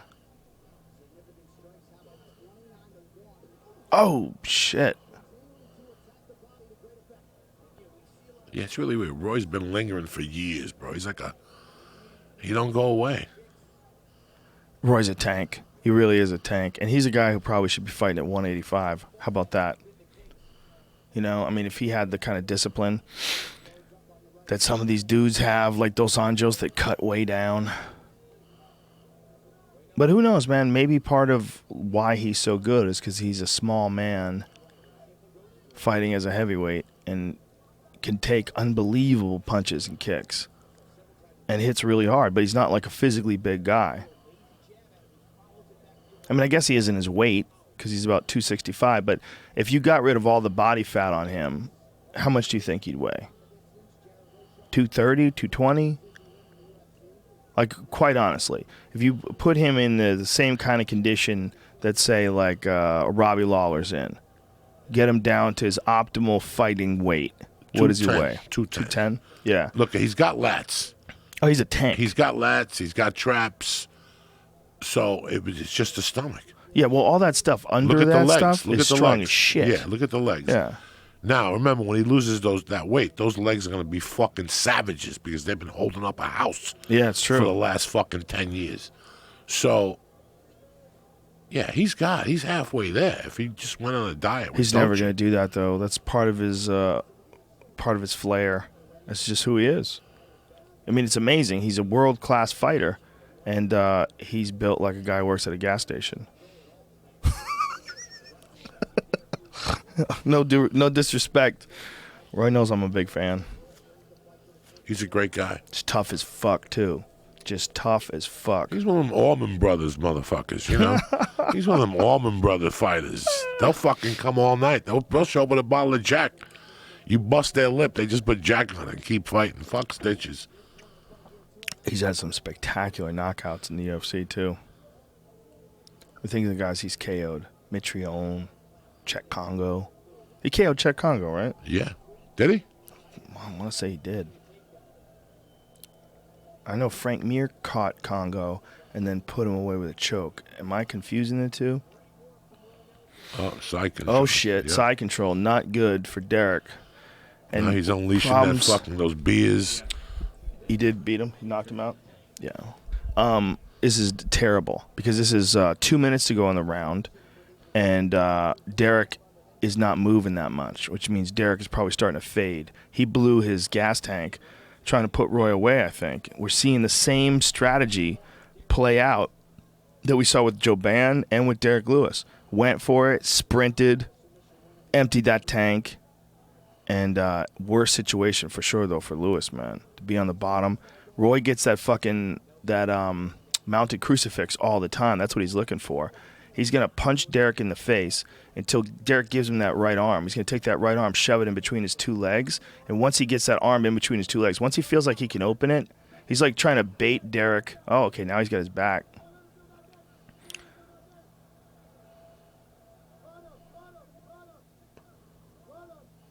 Wow, Derek. Yeah, Derek ain't fucking around. He ain't fucking around. Back up to his feet. That's strong. That's a strong move. That's impressive because Roy, bam, takes him right back down. Roy's ground game is tight, but Roy doesn't like to take the back. That's weird. Bro, it's tough to take the back when you're a chubby dude. That's what it is, in the right? middle there, yeah, it's Roy tough. doesn't take people's It's backs tough. because of his gut. If you got him from a turtle, it works, and you lay on him and you pull him back. But if it's tough, man. I guess it's sort of a fulcrum point, right? Oh, shit, he took a hard elbow to the head by Derek in attempting that takedown. Now he's back. Interesting. Okay, back to side control. That's his shit. That's his shit for MMA. He likes this. This is how he stopped Kimbo Slice on The Ultimate Fighter. He's going to pin that fucking right arm in between his two legs. He just doesn't want to lose the position again because he doesn't have much time here.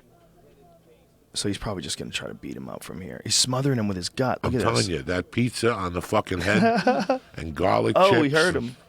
Left hook. Whoa. Jesus Christ. See, he's tired. Yeah, that's he's tired. That's tough to have that guy. Look at him. He's like, God damn, that white dude stinks. God damn it. Well, He put his stomach on my goddamn face. That's when he forced him to move. He forced him to move when he was gut smothering him. Roy Nelson with the powerful leg kick. I'm just a big fan of Roy Nelson and what he stands for, you know? That's as American as it gets. No, I love him. I love the beard. Big everything crazy about him. beard. He's fun. The tits, they look like my titties, like that. They're all fucked up to the side. They sweat. You get that titty sweat on you with that pretzel stomach sweat. That shit's deadly, dog. Pretzel stomach You got to sweat. smell my rash guard when I I leave don't. it. I definitely don't. Definitely don't. It's time for a bonogram. What's going to happen here? Give me a Joey Karate prediction. Third round. Joey karate prediction.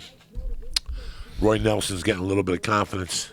He might take him down and do exactly what you said. The fucking tomahawk with the legs, whatever the fucking... That the mounted crucifix. I'm crucifix. sorry, If he can get him down, Derek's taking some big, deep breaths. And, this is a high-paced fight, real high-paced fight. And when two guys start getting tired, the guy with the greater wrestling is able to usually impose his wrestling game better than the guy with the pretty decent takedown defense, which is where I'd put Derek Lewis. So, they start making mistakes when they get really tired, and a guy with a lot of experience in grappling, like Roy, does a great job of forcing guys into bad positions when he takes them down. So if he could push the pace now, he's got a much better chance at getting Lewis down than he did in the first or second round. Because Lewis has to bargain, how much energy do I use to fight off this takedown? He's punching him in the knee, and Derek complained. That's interesting. Look at this. He's punching the inside of his leg. Sometimes a guy will let the fight go to the ground because he just can't defend it anymore, and then he wants to take a little break and then try to scramble. But you can't afford to do that in the third round, especially if it gets any deeper here. You're 4 minutes in now, or 4 minutes to go. So Derek's trying to pummel under. He's gonna fall into that guillotine. Roy just has no fear of his guillotine. And boom, he's down. There it is. And Roy's going to step over.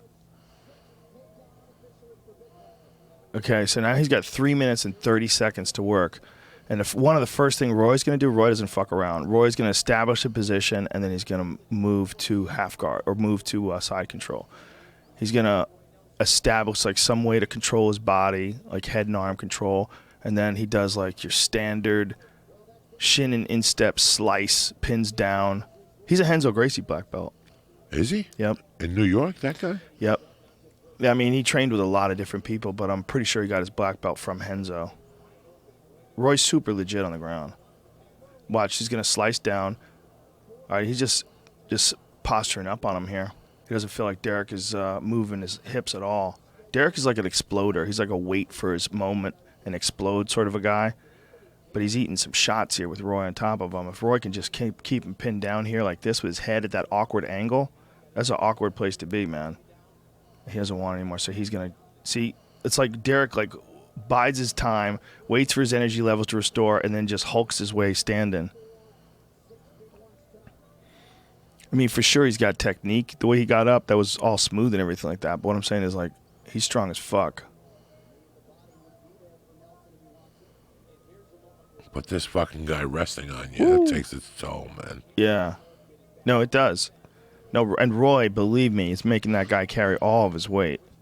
Look how much he's driving into him with his shoulders pinned against him. Makes it harder for him to breathe. He's got real good head control. Like Roy's. Oh, he's got to be careful of those. There you go. Yeah, he like sacrifices a couple of those elbows to get him down. This is not good for Derek. He's definitely losing this round. Back up to his feet again, man. So impressive. That's impressive. This Roy is good at holding dudes down, man. It just shows you how tough Lewis is and how strong he is. But he just doesn't have, it doesn't seem like he has the horsepower or the gas tank to sustain.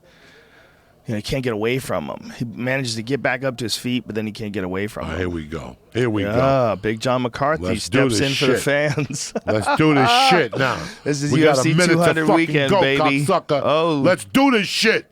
Roy just took a big-ass deep breath. Wow, he's going to kick him. He's telegraphing that left kick. Derek was giving that one away.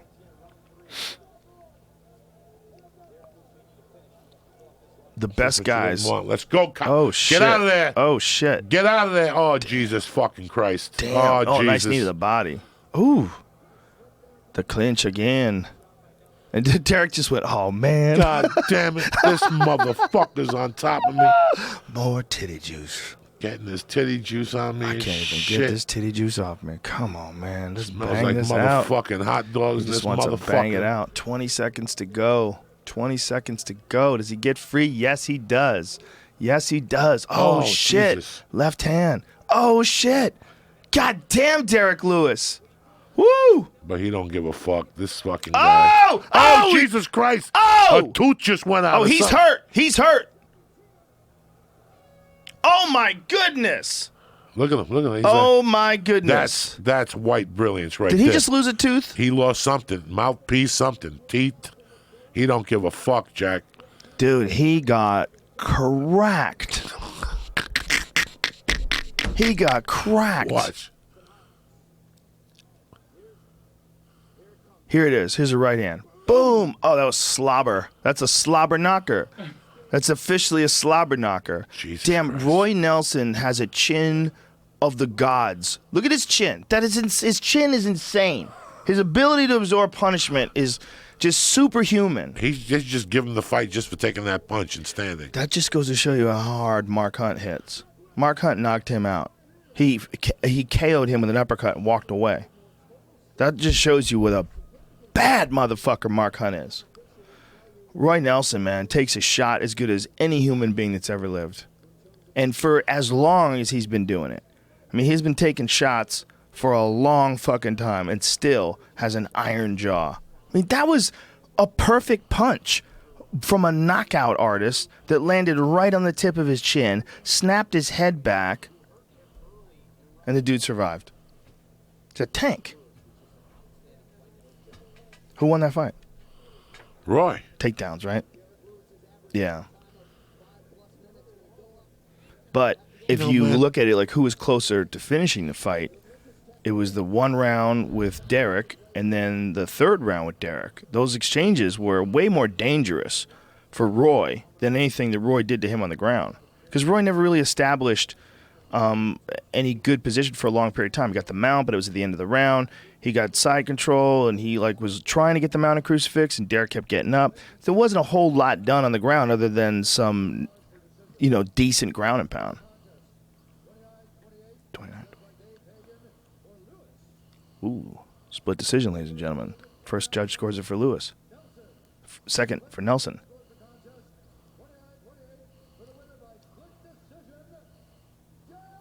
Derek Lewis. See?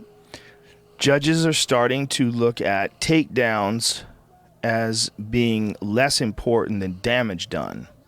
And if you want to go by damage done, you got the first round, a lot of damage done. A lot of damage done by Lewis. You got the second round, a lot of takedowns, right? How many times did Roy take him down? 3. And then the third round, takedowns, but Derek hit him with some hard shots and had him in trouble. Either way, man, what a fight. See, this is one of the reasons why I hate like those the win and loss money. Boom, look at this. Here it comes. Crank. Jesus Christ. Who takes that shot? Who That's a fucking takes headache. that shot? That's a What fucking human being headache for takes me. that shot? That is insane. Roy Nelson's jaw is fucking insane. You'd have to fly in specialists if he punched me like that. Roy's gonna go out dancing tonight. Probably pick up some chewing tobacco on the way home.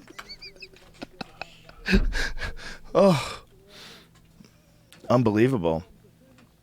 But anyway, what I was gonna say is sometimes I get bummed out that that like someone makes less money than that, and a split decision, especially. I feel like split decision. So many times I don't agree. So many times. And the difference between like three people's opinions, so it's really only two people's opinions against it, and that's going to cost you half of your money? That seems so crazy. That seems like that's something that shouldn't. I feel like maybe there should be like different kinds of win bonuses, or at the very least they should share something if it's like a split decision. You know, I know the UFC privately bonuses a lot of people, but that's not even what I'm talking about. I'm just talking about like just the idea of a win. I mean, everybody's trying to win, you know?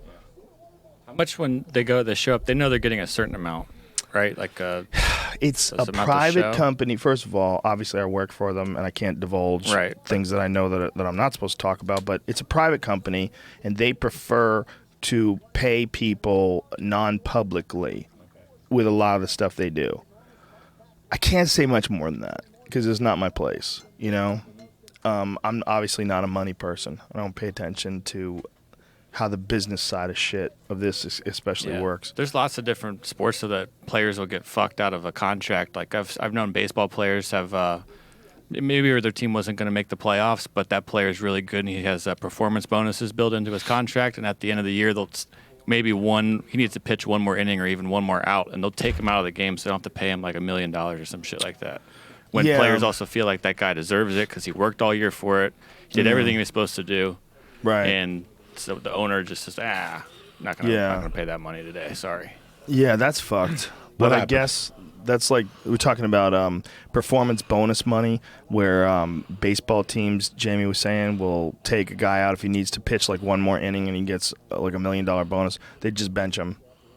They just won't let him play so that they don't have to pay him that bonus, which totally makes sense. I mean, especially if they're winning, if they're ahead, they don't need him. I mean, it all depends on like It's how. happened in losing situations too, though. Where they're just playing the thing out for fans to watch a game, and and people sometimes they even know the situation. Like this guy's gonna make 500 G's if he gets 3 hits today, and they're like, oh, he got 2, and he's not gonna play for the next 4 innings. You know what's crazy, Jamie? The night Sons before of 9/11, I was at the fucking Comedy Store, and Paul Mooney was on stage talking about Barry Bonds. He was talking about how Barry Bonds, they weren't going to let that white boy break the record. Remember, he was going up against a steroid guy. I'll never forget, he kept saying that shit on stage. They're never going to let that poor little black boy break that record and all this stuff. The next day, I woke up to the planes hitting, and I'll never forget saying to myself, Jesus Christ, he was right. They're never going to let that Barry Bonds win the fucking batting title. Like, that's how much they went out of their fucking way for him not to.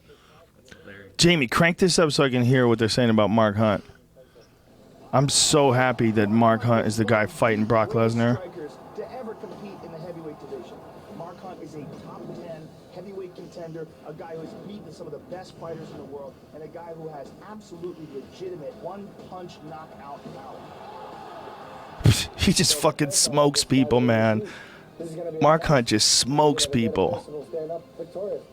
Tune in to see Brock, but you can say my name after the fight. He's going to try to knock me out. I'm going to try to take him down. It's fighting, people. I don't have to sit here and build this fight. Holy shit, I'm excited about this. I was more excited about Daniel Cormier and John Jones. I was never excited about this fucking fight. This fight? Mark Yeah, Hunt and Brock I didn't give a Lesnar? fuck. Ooh, I I can't. hope Mark Hunt picks him up and throws his head out of the fucking ring. That's what I give a fuck about. Mark Hunter's pissed off, too. Mm-hmm, He's fucking pissed off. He's pissed off right now. So yeah, he should let's be. see where the fuck this goes. This is going to be a good fight. Yeah, man. I'm interested. They got me. I'm interested. And the very few guys could be coming from pro wrestling, you know, and having used to have fought in MMA and come back and get you excited like this guy. I mean, he's a legit freak of the freaks. I mean, look at the size of that motherfucker, dude. Look at that. Boom. That was the fight we were talking about. Shane Carwin. Look how he beats the fuck out of Frank Mir here. I mean, just smashed him. He's a big boy. That is the biggest you're ever going to see. As far as like legit super athletes in MMA that fight at 265 pounds, because that's, you know, they have to. So maybe some people don't know that. For the heavyweight division, it's not unlimited weight. Heavyweight division has a weight limit. And that limit is 265 pounds. Everything above 265 pounds is super heavyweight. And we don't have a super heavyweight division in the UFC. So if you're like a super giant guy like the Mountain, that Game of Thrones demon dude, that guy could not fight in the UFC. Can't make the weight. That guy's way over 300 pounds, right? He's enormous. So if they ever wanted to do that super freak division, like they would have to open it up, and then they would have to start having fights in there. But I just don't know if there's enough 265-pound plus elite MMA athletes. There would all be a bunch of fucking ex-linemen. Man. That's what it would be, a bunch of ex-linemen that walk around at, 275. Right. Let me ask you this. The ex-linemen who are, you know a lot about football. So if a guy's like a fucking world-class lineman, some beast of a man, what would that guy have to, how much would he have to lose to compete as an MMA fighter? 20 pounds, maybe. That's it? If they're a lineman that's walking around at 295, he's got a tremendous footwork if he's an offensive line or a defensive lineman. Right. So half my work is done. He's got strong fucking feet. Yeah. We got to work on his striking. His takedowns are... Once you break the takedown to them, to football, Chael Sonnen had beautiful takedowns. Mm-hmm. Beautiful football-style takedown. You went 4 feet. Well, Chael Sonnen was an elite athlete. Chael Sonnen had Very, a very beautiful high-level takedown. wrestler. If you could teach somebody who's 6'6", 285 to take a motherfucker down like Chael, Don't die. they're done. What's going on over here? The 8th star of death gets stuck. Who's this Bjorn? Oh, this is the mountain guy. Bjornsson. Bjorn. How do you say that? Bjornsson. Bjornsson. Bjornsson. Bjornsson. 6'9", weighs 403 pounds. Jesus Christ. After injuring his knee in basketball, he started competing in strongman competition. He won Iceland's Strongest Man competition and came out 6th in the 2011 World's Strongest Man contest. Holy shit, dude. Wow. That's a giant dude. Fucking A, man. He bench presses 500 pounds, and he weighs 400 pounds. Somehow I think he's a pussy. That's all you can do, bitch? How much you bench, bro? I just saw an NFL lineman talking about he could bench 600 pounds. And he was like talking shit to the guys in the room with them, like, you ain't big like me. You got shit on me. Mark Bell, you know the dude who's been on our podcast before, and his brother Chris from Bigger, Stronger, Faster. He just had some shit on his Instagram the other day where he's benching way over 500 pounds. He's fucking gorilla strong. Like, that guy is huge. Fucking huge. And that's all he wants to do is just lift heavy shit. He's got an awesome gym. Created this product. 575, it says. Is that what he's lifting? Yeah. Watch this shit. What kind of product did he create? He's got this thing called a slingshot, and it supports your elbows and your shoulders when you're benching. It's actually a pretty interesting invention. Look at the size of this motherfucker. Look at how much weight he's pushing up. That is insanity. That's a quarter of a ton. What in the fuck? That wasn't him. That was his friend. Oh, okay. Well, there's Big one. Steve. Oh, that's Big Steve. Sorry. Unfucking believable. Yeah, I should know that's not him. I can't tell. You don't actually see his face until he gets up, and then he's all of a sudden Mark's a ginger. But there's videos of him, I know on his Instagram, of him lifting ungodly weights. Still, all those big muscles, you've discussed it before. You know, for jiu-jitsu and stuff, the endurance factors go out. Yeah, for sure. That super heavyweight division, they're going to be huffing and puffing in the third fucking round, especially if they come in there yoked to the gills. Yeah, I wonder. You know, I mean, there's very few heavyweights other than Cain Velasquez that can fight like a lighter weight fighter. You know, and Cain, in his prime in particular, had just this unbelievable endurance threshold. He could just put paces on guys they just could not tolerate. And you would watch it. I'd watch it like ringside, and I would try to think, have I ever seen a heavyweight that active that can keep it up for 5 rounds? There's no.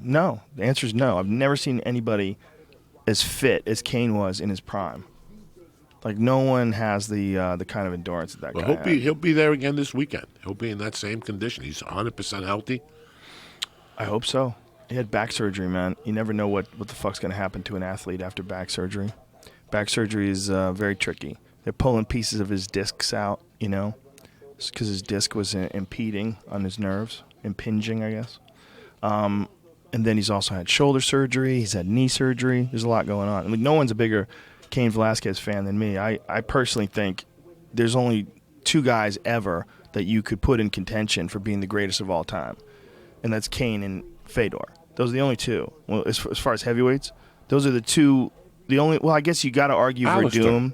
Well, sorta, but Alistair, certainly a combat sports athlete. I mean, he's one of the most decorated ever. I mean, he won the K1 Grand Prix, and he won Strikeforce and Dream. So he was a heavyweight champion of 3 different organizations. Just never could win, or never has won, or even had a shot until this next upcoming fight. Anderson Silva to fight Daniel Cormier at UFC 200. Is that true?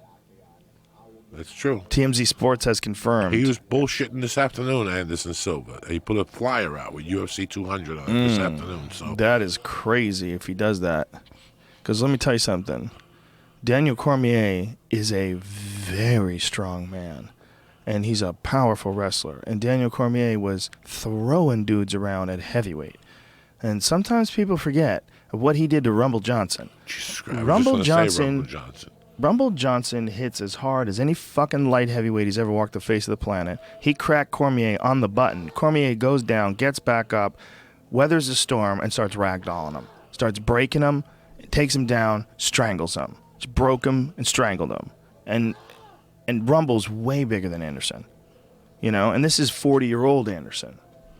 This is a very interesting fight that Anderson would want that. Because if it was like the Anderson that had just knocked out Forrest Griffin, I'd be like, oh, shit, yeah, let's see that, you know? Because Anderson's 2 fights at light heavyweight, or 3. Stephan Bonner was at light heavyweight too, right? Wasn't it? I want to say it is. I want to say that was a non-title affair. Because I think it was, that was a headliner in Brazil. Find out what weight Anderson was when he fought Stephan Bonner. 205. Was it 205? I think so. Well, Check. Bonner fought John could be- Jones. I could be Bonner's wrong. always been a I 205. could be He wrong. fought John Jones at 205, fought Forrest at 205. It had to be 205. 205 But I'm is the just only talking thing I about could my guess. ass. No, the only thing I Bonner could has guess. never made 185, so what am I even saying? What's in the other box? But I'm Brian? interested. Is that just a new product that you guys are? No, this is just a Just lot of just weed. okay. You want Just some weed? No. You want a pen or anything? No, A no, I cookie? got plenty. Thank How you feeling after those 3 things? You know me. This is like an appetizer Nothing. for Uncle Joey. This is like going to fucking Ruth Chris with you and getting the clams. You know, I don't know how you do it. I built it. I work it. I've been training. I've been taking this breath spray recently. How good is it? Oh, How many milligrams? gets me so paranoid. Does like, it? There's something about the breath spray that just hits you with this burst of paranoia, and it's not the breath spray; it's edibles. It's just Edibles It's fuck with really you, man. potent Yeah. edibles. You start feeling. There's a point on a plane where I get really good on an edible, but there's a point on a plane where my legs can't stop moving. Yeah. And that's the fucking worst. That happens over a certain altitude with edibles. My legs can't stop. I Yeah. got like that crazy leg syndrome. So with edibles, you can't fucking judge nothing. These, at least I know I take 4 or 5 of these. I see the devil, and I fall asleep early. That's it. I fall asleep. I get up at 4, fucking cottonmouth, thirsty. Don't you feel like those meet the devil moments are actually good for you? Because even though you get all fucking crazy paranoid and weirded out and you feel vulnerable and strange, when it's over, you appreciate life more. It's almost like camping out in the forest for a few days and not having air conditioning and coming home and just having a nice cool glass of iced tea. I got sizzled out the first show in Philadelphia. Sizzled? As I was getting on stage, the edible hit me with a punch to the stomach that I thought I had to sit down. When I walked out on stage, it was surreal.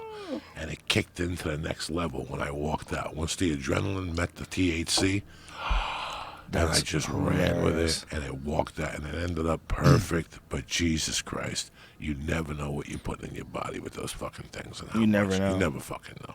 Well, especially from new sources.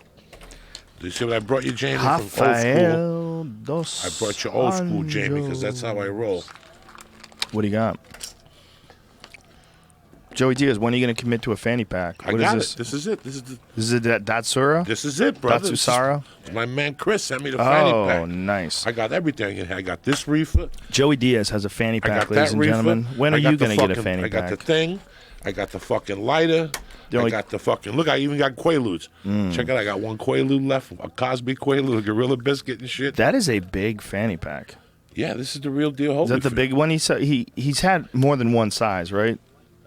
No, this is it, I think. Is this the one he sells as the Joe Rogan utility pack or something like that? He I calls think it? so. And this is hemp made too, right? This Yeah. is all hemp and everything. Everything Yeah. he makes is hemp. He makes geese. He makes really good geese, man. Dog, this is the shit to fly with. Oh, yeah. This is how I fly. This everything. Yeah. That's it. Yeah, it's and when easy. Mm-hmm. You get off, you put it, you tuck it. You still keep your wallet in your front pocket because Yeah. those fucking, those people fucking. Those people. But no, this is tremendous. You got your keys. You got Yeah. your rolling paper. Chris is a good compartment. dude, too, man. He's got a real he's good coming company. next week. Is he's he? coming next week, but we're going to be in. Oh, He's Friday night. He's at the Ice House. Okay, he's coming in for EBI. Oh, okay. Okay, Yeah. you're at the Ice House next Friday night? No, I'm not there for that. No. So here goes Dos Anjos is about to get on stage, step into the octagon, looking shredded.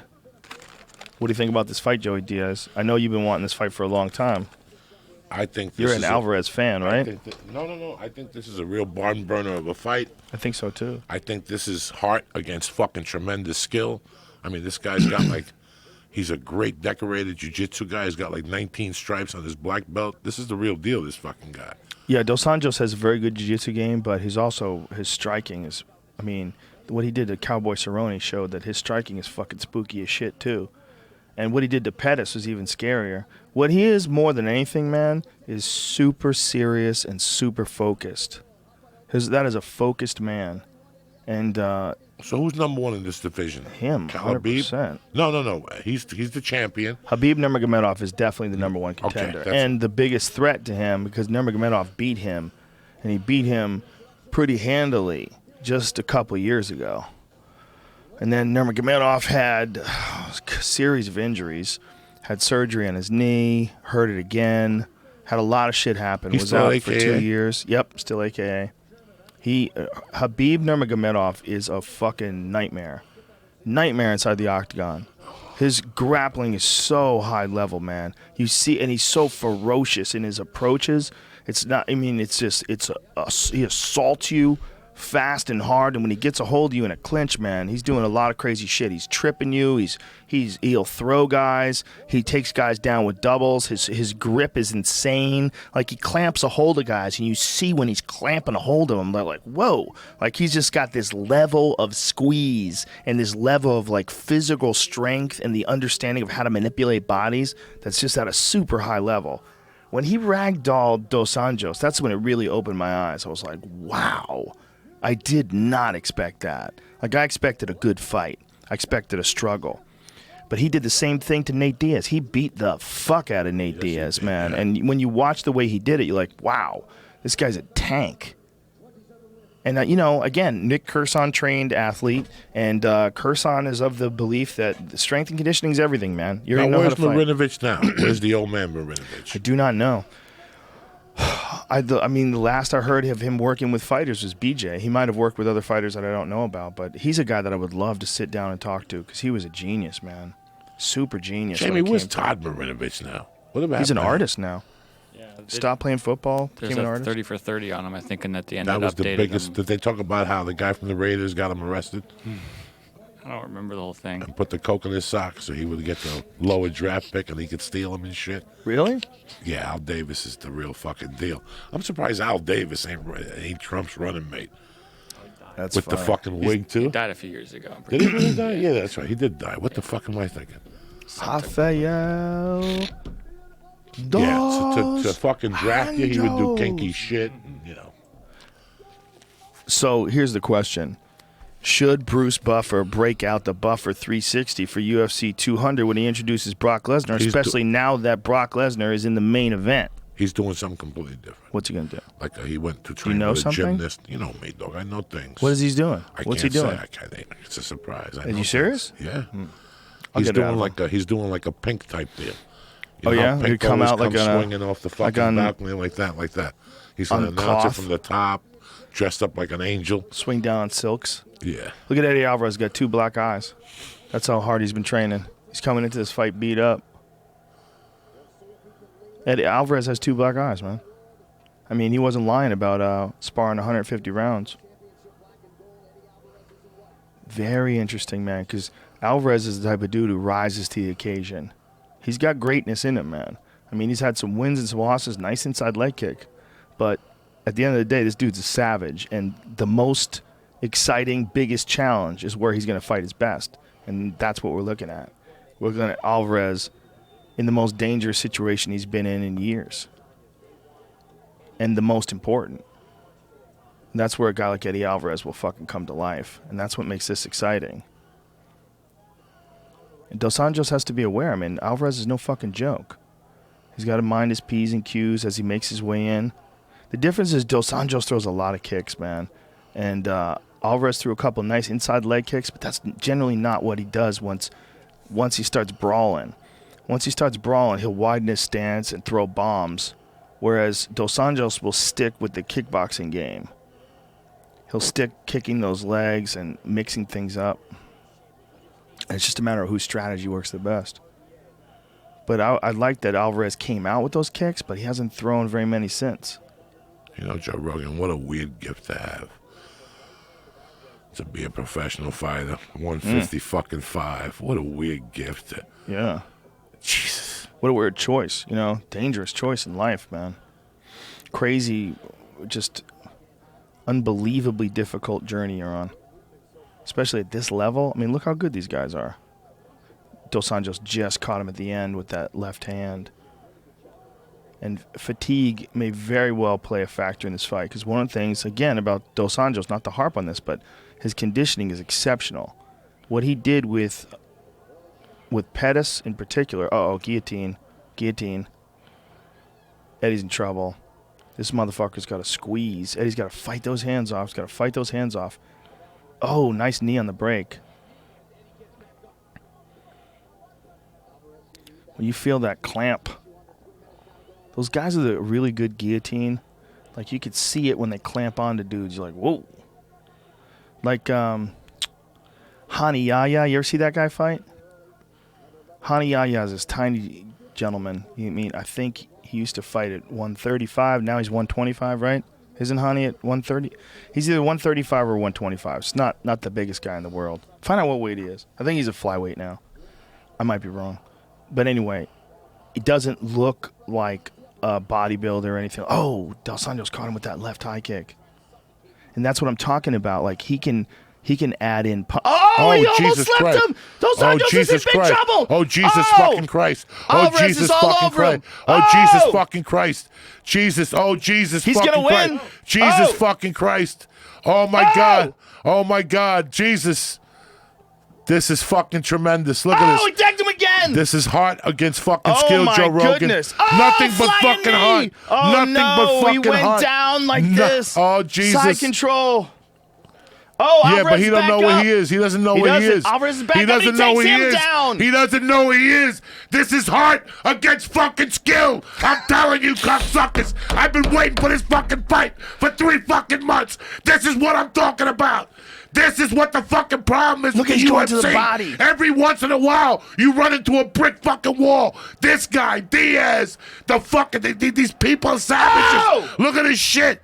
You gotta kill this motherfucker. That's it. It's fucking over. There's a new 155. Where's Conor McGregor now? This kid's Philadelphia. You dumb motherfuckers. Eddie Alvarez. This is crazy. I told you this was the fight of the fucking year. You fucking momos. Holy shit. Stop with your bullshit, Brock Lesnar and Mark fucking Hunt. That's Holy baby shit. stuff compared to this. God damn This Eddie is the Alvarez. UFC. God damn Eddie Alvarez. I told you I was excited when you Congratulations. called me. This is the fucking fight of the year, cocksuckers. Holy shit, Eddie Alvarez. Jesus, I got an Man. anxiety attack. He looked fantastic. That's what I'm fucking talking about. That was spectacular, man. 150 rounds, Joe Rogan. Fucking spectacular. Look at this. Boom. Look at that right hand landed. There the legs go. Oh, shit. Boom, boom, boom. See that again. Wham. Oh, he snuck it in right over the guard. Oh, he did the chicken dance. I'll tell you what, Dos Anjos, he weathered a fucking hell of a storm. No, nothing for Dos Anjos. A fucking Yeah. savage, too. Conor McGregor, you better pack 8 lunches if you want to fuck with these motherfuckers. These motherfuckers. Look at this. I Jesus told you, this Christ. is the Death 5. Oh, my God. Eddie Alvarez. Look at these combinations. Look at this shit. Woo! Are That you feeling. fucking kidding me, America? Fuck you with your dumb fights, Mark Hunter. This is what the fucking fight of the year. Wow. This was it, Joe Rogan. There's his boy, Mark Henry. That guy is one of the best coaches in MMA A fucking today. pizza dude from New Jersey. Yep. Suck my dick, you fuck. With your fucking machines and your bullshit. A pizza fucking dude. Suck my dick. And his other client was Frankie Edgar. Yeah. Nothing but heart. They show up with nothing but heart. Yep. And I'm a big fan of Henry's. Big fan. Fucking tremendous. Winner by TKO. No. 150. Are you fucking kidding me? Eddie Alvarez. This just throws a tremendous wrench into everything now. Well, you know what else it does? It lets everybody know how fucking goddamn good Michael Chandler is. And I told you on the phone, Joe Rogan, he came in, he looked through Bots the first fight, Gilbert, the other guy. Well, the first this guy's fight- a slow fucking starter. It's over now.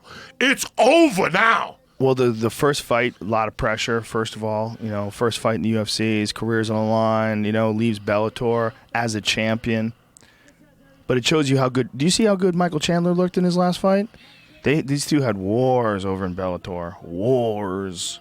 And Chandler just knocked out Pitbull in the first round. Damn, Eddie Alvarez looked good. That looked fucking tremendous. I got an anxiety attack, Joe Rogan. Well, it's Oh my what God. we're saying. Like Eddie Alvarez is the kind of guy This is that hard, rises to the dog. occasion. This is the shit Boom. that Look at that we've right hand. forgotten. There's no. Boom, You see boom, you see boom, tattoos boom. on him or a goatee Yeah, or he's got whatever. tattoos. None. He's got his He's name fucking tattooed on all his heart. back. This motherfucker. We're looking All at fucking heart. an animal, man. He hits hard too. Look at that. Boom. Oh shit. Oh shit. Dos Anjos took some. No, bombs, Dos too. Anjos. Oh my God! Oh, Anybody else would have oh, went down by oh. now. 20 guys would have went down by now. Fucking Eddie Alvarez. He's a good dude.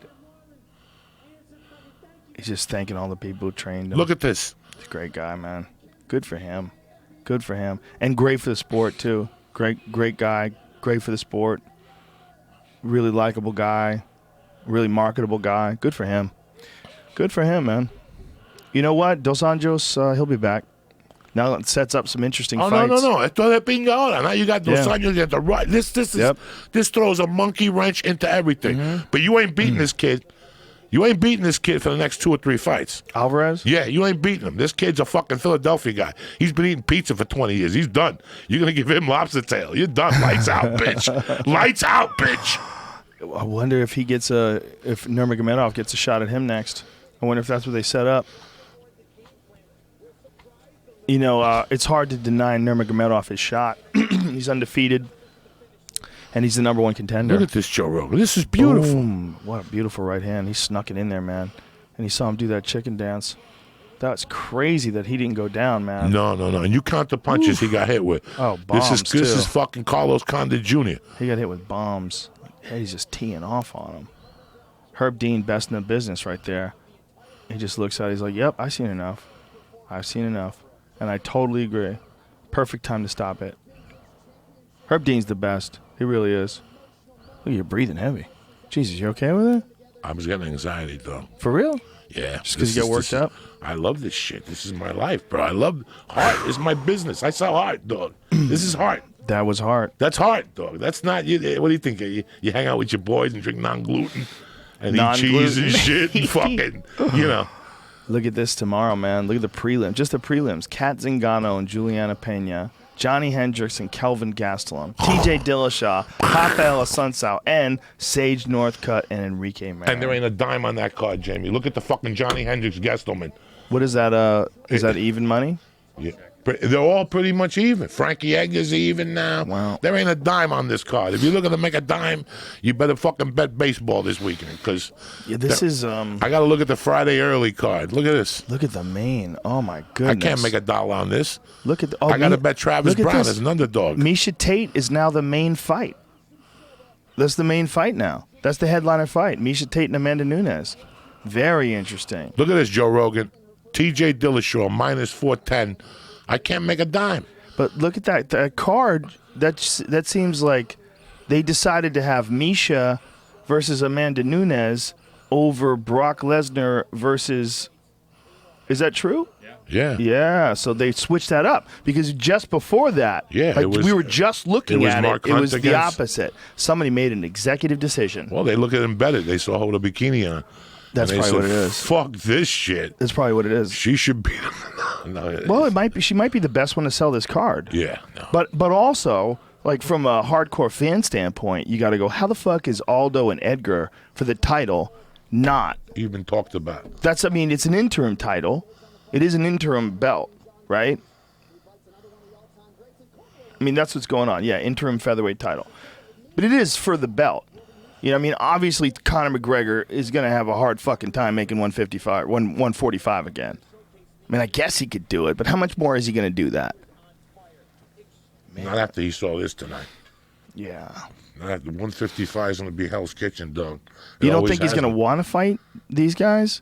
Would you? Yeah, Conor wants to fight those guys. That's where all the money is. Let me explain something to you. That kid, not only can he throw punches, but that kid could wrestle, too. That fucking kid. Alvarez is a very good wrestler. Yeah, that's how he beat Pettis. Listen, it's all over down there. No mas. He's got to come home now and kill Diaz because what he's turning his back to is the fucking Hell's Den. It's the original room on a Tuesday. You can't. There's 6 people there. There's 6 people there. You got those 2 savages at 145, and then you got this fucking Philadelphia kid. You got the Brazilian. You got the fucking Russian. Boom. Who else is at 155 lingering now? That Max Holloway kid, Boom. right? No, he's 45. Well, those kids are the other kid that you talked about that stayed at 150. Dustin Poirier, whatever. Dustin Poirier, yeah. You got a Hell's Kitchen down there now. Yeah. So the UFC just got. It's a tremendous weight class. Damn, Alvarez was throwing bombs. Look at this. No. I told that binga, compadre. Look I at mean, these are like full. Did you count these, Jamie? wind-up. Wait till you count these. He got hit fucking hard a bunch of times. Boom. I mean, full wind-ups. Significant strikes, 57. 50 fucking 7. He landed 57. Look at that. Huh? Bomb. Oh, and you got Okokui. Oh. Look at that. Total strikes and significant strikes. Oh, look at All that, of his look at that strikes were murderer's row, significant. Joe Rogan. Michael Chiesa is number 10. Look at that murderer's row. Ooh. What were you saying, Jamie? That might not be perfectly updated, but What, the amount of yeah, strikes? just because they're both the same. Yeah, but that means he just hit him every time hard. Well, I was just Significant strikes and strikes, I they compared could it be to the same thing. The fight before with Roy Nelson and Lewis, and the There you go. Speak stats of on the screen devil. were different from the stats on here. Oh, okay. Oh, all right. That's interesting. That's all I'm saying. Okay. Look at this, Joe Rogan. So it might not be updated. Yeah. They're showing you're right. They already were setting this up. Look Yeah. Nurmagomedov is a beast, Yeah. man. Well, I mean, he's been the number 1 contender for a long time, and he's very skillful, man. Very skillful, very strong. If he can get through camp and be healthy. But that's a significant if, because he's pulled out a couple times now and had some pretty significant injuries. No one's a bigger fan of that dude than me. I think he's one of the biggest puzzles, one of the most difficult puzzles to solve in the division. And he was supposed to fight Tony, but they had to postpone that fight. So it would be. That was one of the best fights I've ever seen. Yeah, Tony had to pull out due to an injury, right? Tony got injured. Lung infection or Yeah. blood clots or something. And that's when that young man who, what was his name, who just fought Nurmagomedov, the young guy who took the fight on real short notice.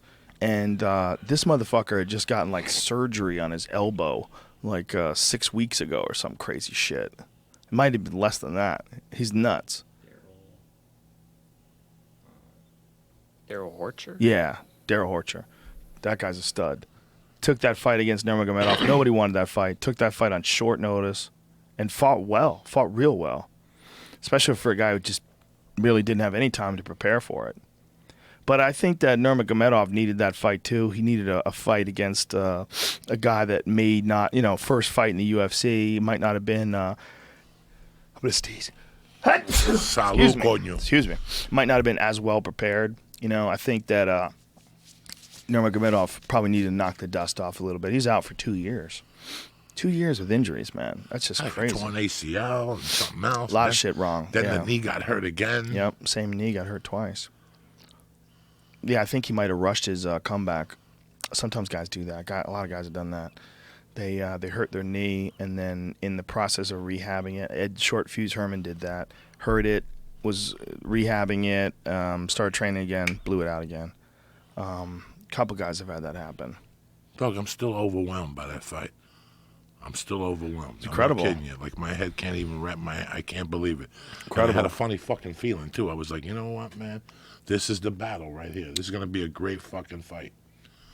Yeah. But, we weren't in fucking Vegas to bet it, so who gives a fuck, Jamie?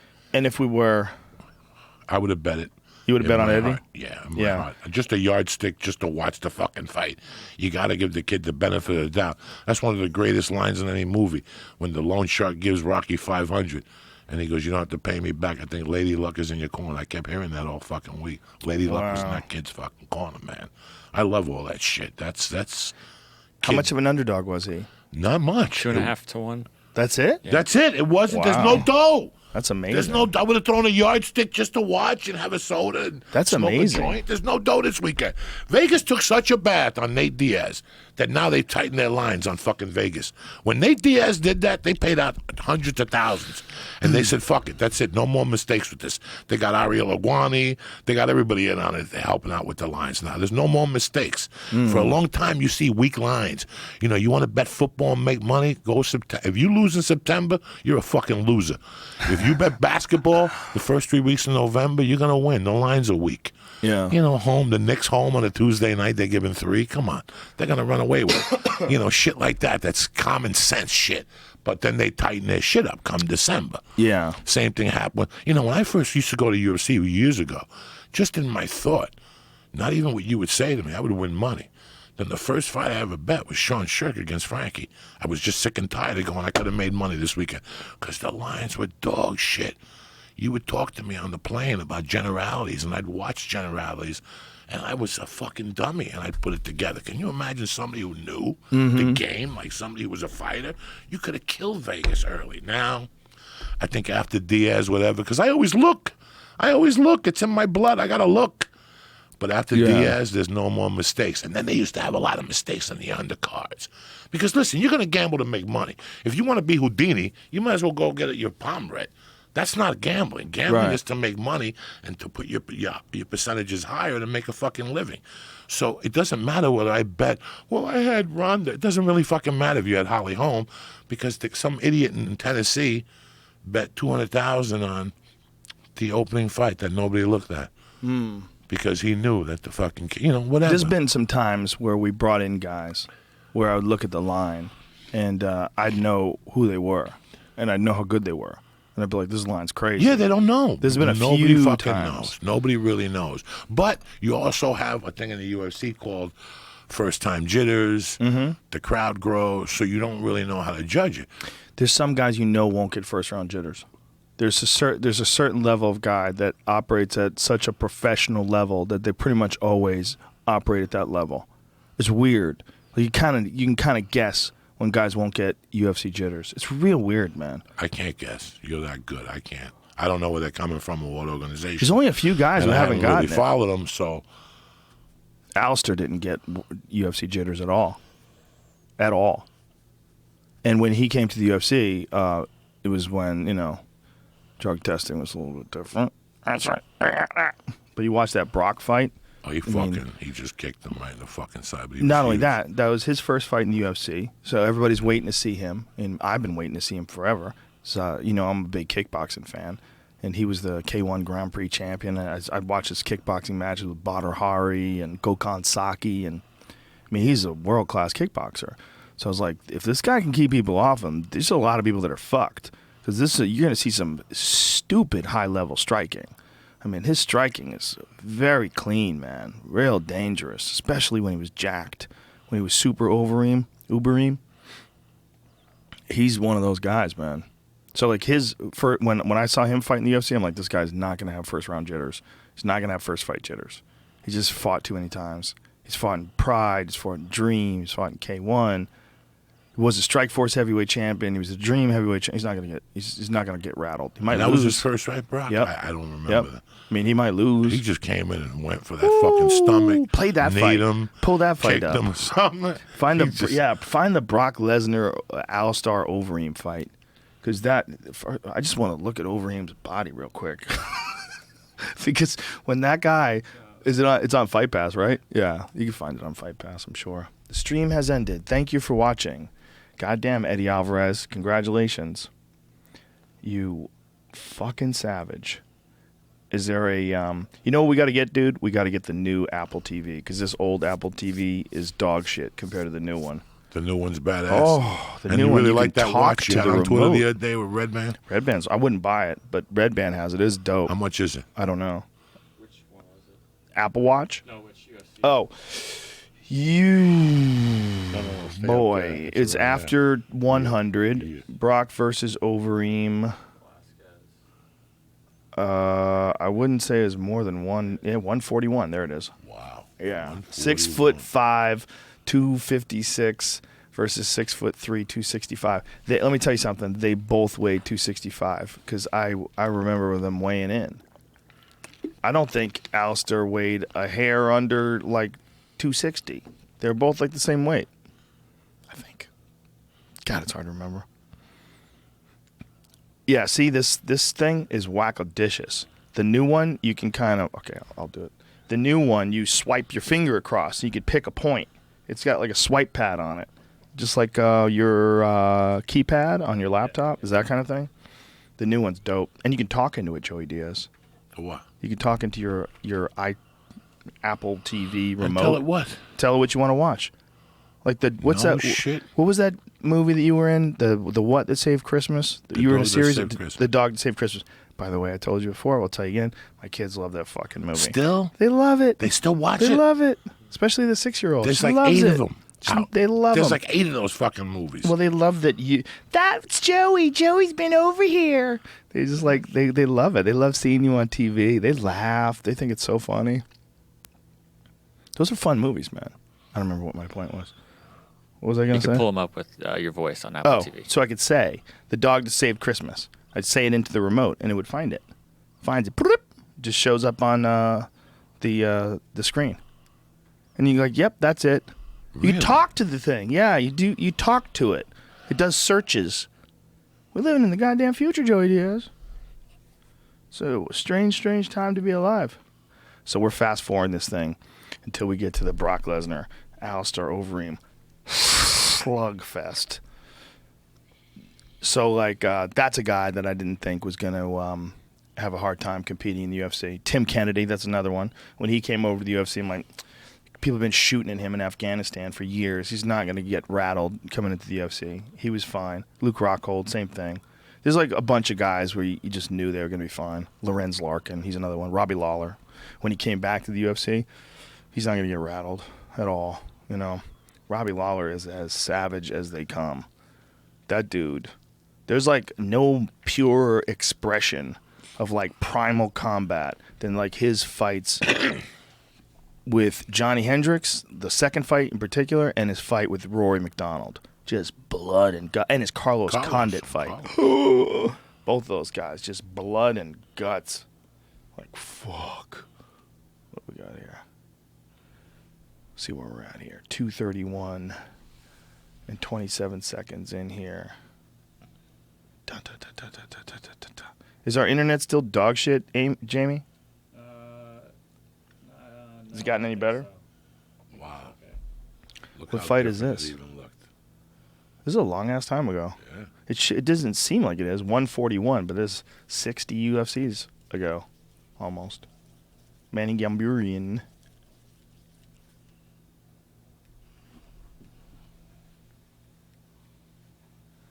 I gotta move this up a little bit here. So, Joey Diaz, where are you doing your special? Chicago. Oh, shit. Rosemont Zanies. Oh, shit. Blue collar like a motherfucker. Like a motherfucker. After my surgery, I start full-time training. Only hour sets. You know, I'm going to go fucking commando here. Damn, Joe. It's time. Joey Diaz. I got to go GSP here. Damn. I got to take it back to the roots. I got to coach. I got everything. You know what I'm saying? Old school. You got a comedy coach? Yeah. Who's your comedy coach? Red Fox. How's he helping you? I don't know. From the grave? From the grave. You just like he talked to Eddie Griffin in the bathroom at the Comedy Store. I'm gonna summons him to my fucking house with some chickens. You know what I'm saying? Something. Do you remember that? Come on, I'll never forget that horrible fucking scene. Even though the movie was, That movie was ridiculous. it was hilarious. I love movies like that. Foolish Ways. That's my personal Roadhouse, brother. Remember his name was Foolish Ways? Foolish, yeah. The green light, the red light, it was different. Whatever, something with the light. Hilarious. You thought I forgot this shit, did you? Hilarious. That was a Master P production. Oh, look at Nate Diaz. He looks like a young boy here. Nate Diaz, winner by unanimous decision. He looks so young. So now Overeem is standing in the cage. This is weird. They're showing Nate Diaz backstage while Overeem is about to fight Brock Lesnar. I don't understand what's going on here. Fighter his entire life, but his biggest fight has been with his health the last few years. Oh, okay. The Brock Lesnar fight, I fast forwarded through it. Whoopsies.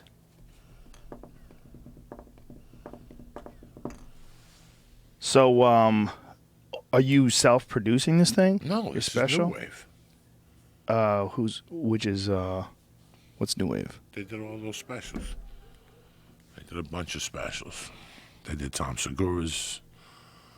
Doesn't make any sense. I feel like the Manny Gamburian fight, they might have showed it afterwards. Doesn't make sense. Oh, that it would yeah, be on yeah, the yeah, yeah, slate. yeah. Maybe it is. Maybe Yeah. it is. Yeah, that's what it was. Yeah, it must be. The Manny Gamburian fight must have been a fight that they showed after the main event because the main event happened There's quick. 2 minutes left. What the fuck? Yeah, Unless we they- always do that, which is actually kind of cool. You get to see some of the prelims, some of the excellent prelim fights. All right, so we're going to take this back to 2 hours in. That's probably when the fight took place. So they did Tom Segura's too, is that what you said? Yeah, they did a bunch of people. They did Ali Wong. They did, I heard Ali Wong at the Comedy Store the other night. She was fucking hilarious. Dog, she's always hilarious. She's hilarious. And when she was pregnant up there, when she was ready to bust, She did her special when she was pregnant. dog, she was killing me one night. On a Sunday night, I went down there, and she went up like 2 before me. I went in the back, stoned to the gills, and she said some shit that my fucking jaw dropped. I couldn't stop laughing. It's her delivery, her voice. Yeah. She's got that shit down to a science, man. She got the She's voice. very good. Look at the size of that motherfucker back then. God damn, Uberim. It was ridiculously big back then. Here we go. So you're fucking eating, you're shooting, you're eating edible. What are you doing to get that big, dog? Him? Yeah, you're doing Jeans. Is his jeans. A big part of it is his jeans. You're doing T-ball. You're doing fucking. You're doing Viking cum. That's what you're doing. Fucking Anavar. You're eating fucking 16 eggs for breakfast. But all that stuff is not going to give you that bone structure. That bone structure is insane. I mean, he's built like a fucking shaved down gorilla. There's no one built like that guy. I mean, that is one of the biggest Who are you talking athletes you're about? ever going to see in the heavyweight division. Both of these guys. Yeah, both these guys. Both of these Yeah. guys. Now this is pre-Uber or This is Uber. This is Uberim. This is when you look at the size of him. He's fucking jackmified here. Yeah, Watch but when they He's got lean muscle. 263. Man. There it goes. Alistair weighed 263. Brock weighed 266. It's fucking crazy. That's so heavy. He's got to cut weight to make 266 too. It's like, whoa, Brock fucking made it. Yeah, he's way bigger than 266. He's huge. He probably weighs 280, 285. I bet he cuts. I wouldn't be surprised if at some point in time he cut as much as 20 those guys pounds. get that big, and they've been playing football all their life. They just develop this wild quickness, Joe. Mm-hmm. They don't play baseball growing up. They throw that fucking thing at track and. Well, have and you they ever seen play his football. combine numbers? No. They're ridiculous. Come on. Oh, they're crazy. Brock Lesnar's? Oh, yeah. He's an elite athlete. Like his vertical leap, long jump, amount of times he can bench press 225 pounds or something. It's like 50 or something ridiculous. He's one of those guys. He's a freak. I mean, yeah. Let's see what his combine numbers are. Look at this. He did a 40 in 4.7. Come on, man. He's got a 10-foot standing broad jump, 35-inch vertical leap. And his bench and squat numbers are ridiculous. Jamie, what was Canseco's 40? He did a 225 If his 30 was times. Say that again? 30 times he benched 225. Jesus Christ. 30 times. If he did a 4.7, what did Canseco do that year? Yeah, Canseco was like fucking 4.4. Really? Let's see. Oh, my that's God. fucking, hey, dog, that's 40 bases. That's something at that size, you can't do that shit. You got to write 40, Jamie. Speeding the 40. You don't think he ran it? Yeah. They had it. It says he claimed a 3.9, Oh, but he that's not real. claimed. He claimed. A He what? claimed a lot of things. He claimed Oh, it. He claimed Jesus. it. Yeah. Well, listen, bro. Well, he's a serious athlete. Listen, in his prime. He's look really at look at the 40-40 club. Okay, just hit that. That's what tells you how many can people run. in the 40-40 club. You know, there's not a lot of people in that, Joe. He was that Look fat. at that. Jose Canseco. This is what I'm telling you. That to get that, you have to be fast. And three of those people were accused of certain things. Yeah, all of them But probably did it. I don't know. Right? I don't know if Alfonso Soriano. But how many in all of baseball? There's only been 440s. Here we go. Look at this. Look at the size of that motherfucker.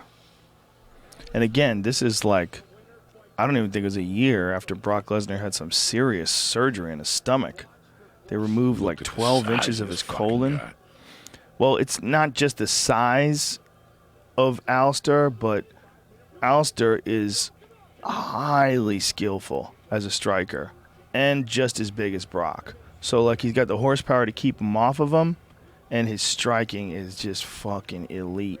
And so all he has to do is take his time, stay on the outside like he's doing right now, wait for those openings, and then when he finds them, make the most out of them. And you see how he just slips away from that jab? Like, you ain't going to hit him that easy. He's going to hang on the outside. He's not going to charge at you. Look at that nice counter right hand. Sees him coming, counters. Super dangerous to strike with this guy. He's so clever. Because, like, he's had some knockout losses. He's a human being. I mean, if a guy like Ben Rothwell catches him, he's going to go out. Everybody goes out. But when you watch him knock out Junior Dos Santos and you see how he set that up, caught him with that left uppercut, you realize how goddamn good he is. He's sneaky. And who did Alistair just beat? Was Dos Santos his last fight? I feel like it wasn't. No, me neither. I don't think it wasn't.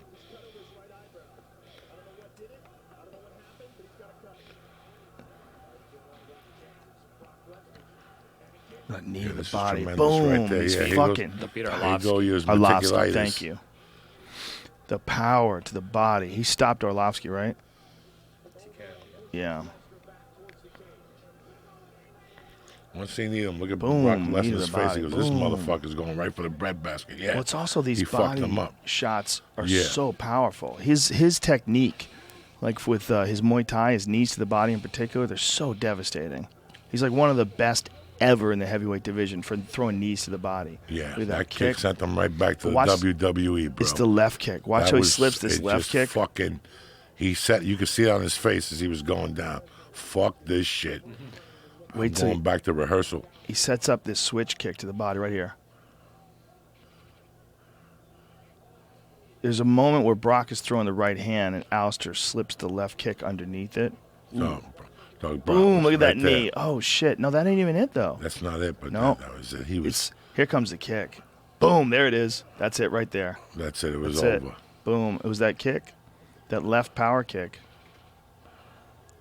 Back up. Oh, I got the thing. That left power kick is a thing of beauty, man. But you know what, Joe? He hurt him way before that. You could see it on Brock's face, bro. No, he certainly did. You could see it on Brock's face. Well, he was scared after that. Boom. There it is. He was doing Yeah. nothing but hurting Yeah, him. no, he was but hurting him. Alistair, that version of Alistair, one of the scariest guys ever. Still Right is. there, Brock was like, fuck this shit. What do you think about him and Stipe? What's your thoughts on that fight? Because you're going to be there. It's going to be a great fucking fight. You know, this guy's kickboxing is so advanced more than Stipe? You know, Stipe? Stipe. You think so? This guy's been in fucking Thailand and Bangkok and the jungles of death and Winklejohns. And, you know, it's a different type of fighter. I mean, I'm not saying that. I'm not taking anything away from Verdum or anything.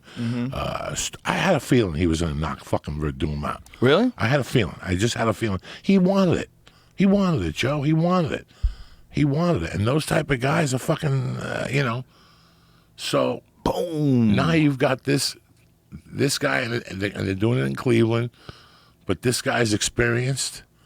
You know, if he's at Winklejohn, one thing about Winklejohns, those guys know how to put together a game plan, man. And if you stick to it, I guarantee the percentages are high. Yeah. They put together a great game plan. I'm not taking nothing away from Steope's coach and nothing. I'm just saying that that's what they specialize in, Joe. Game plan. And then they practice it and they fucking, and sometimes it works against them with Holmes and Misha Tate, but it worked with Holmes and Ronda. It worked with Carlos Condit and the Diaz guy. It works. If you stick to their game plan, you'll succeed. John Jones, you know. So who knows what they got in store for this kid. Yeah. Well, the way I look at it is Alistair's always a threat. He's just so skillful as a striker. But when I see what Stipe did, the Fabio Maldonado, who obviously is a smaller guy, but, you know, just had a war with Fedor. Did you see that fight? Yeah, a couple of weeks ago. Knocked Fedor down. Kind of got fucked. Lost a decision. It should have been a draw, I think. But either way, at the end of the day, Stipe looked like a murderer against Arlovsky, crushed Arlovsky, knocks Verdum out in the first round. Man, it's hard to look past that. Well, I'm It's looking hard at to look this from past that perspective that fucking Mir, his confidence is out the fuck, you know. He said he was going to knock out Verdum. He said it. You know, so right now his confidence is high. It's in his backyard. Who knows? All I know is right now I feel this is a fucking war. This is going to be a really good fucking fight. Look at that knee to the body. Good Lord. Yeah, Stipe's a tank, man. He's a legit tank. And he's a serious fucking athlete, too, man. Works hard, real talented, stays cool under pressure. He's a murderer when he gets in there, man. So calm. Like, that guy can fight at his very best now, especially now with all of his experience inside the octagon. He's like seasoned. You know what I'm saying? I learned about Winklejohn when I watched GSP's coach do the breakdown of the Holly Holm Ronda.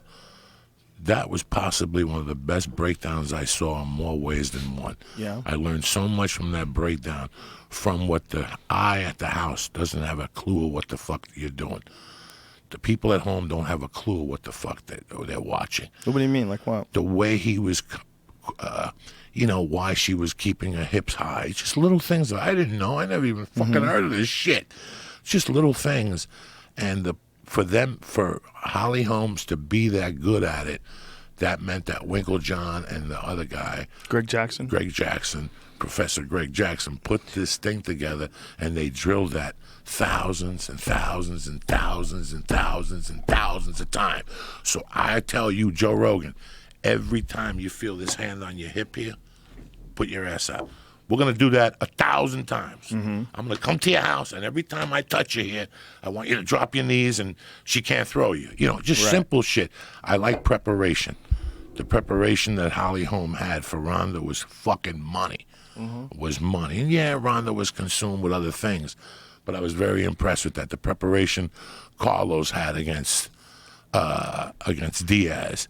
You know, nobody thought Carlos was going to stay in there against Diaz. Nobody fucking even came close to that.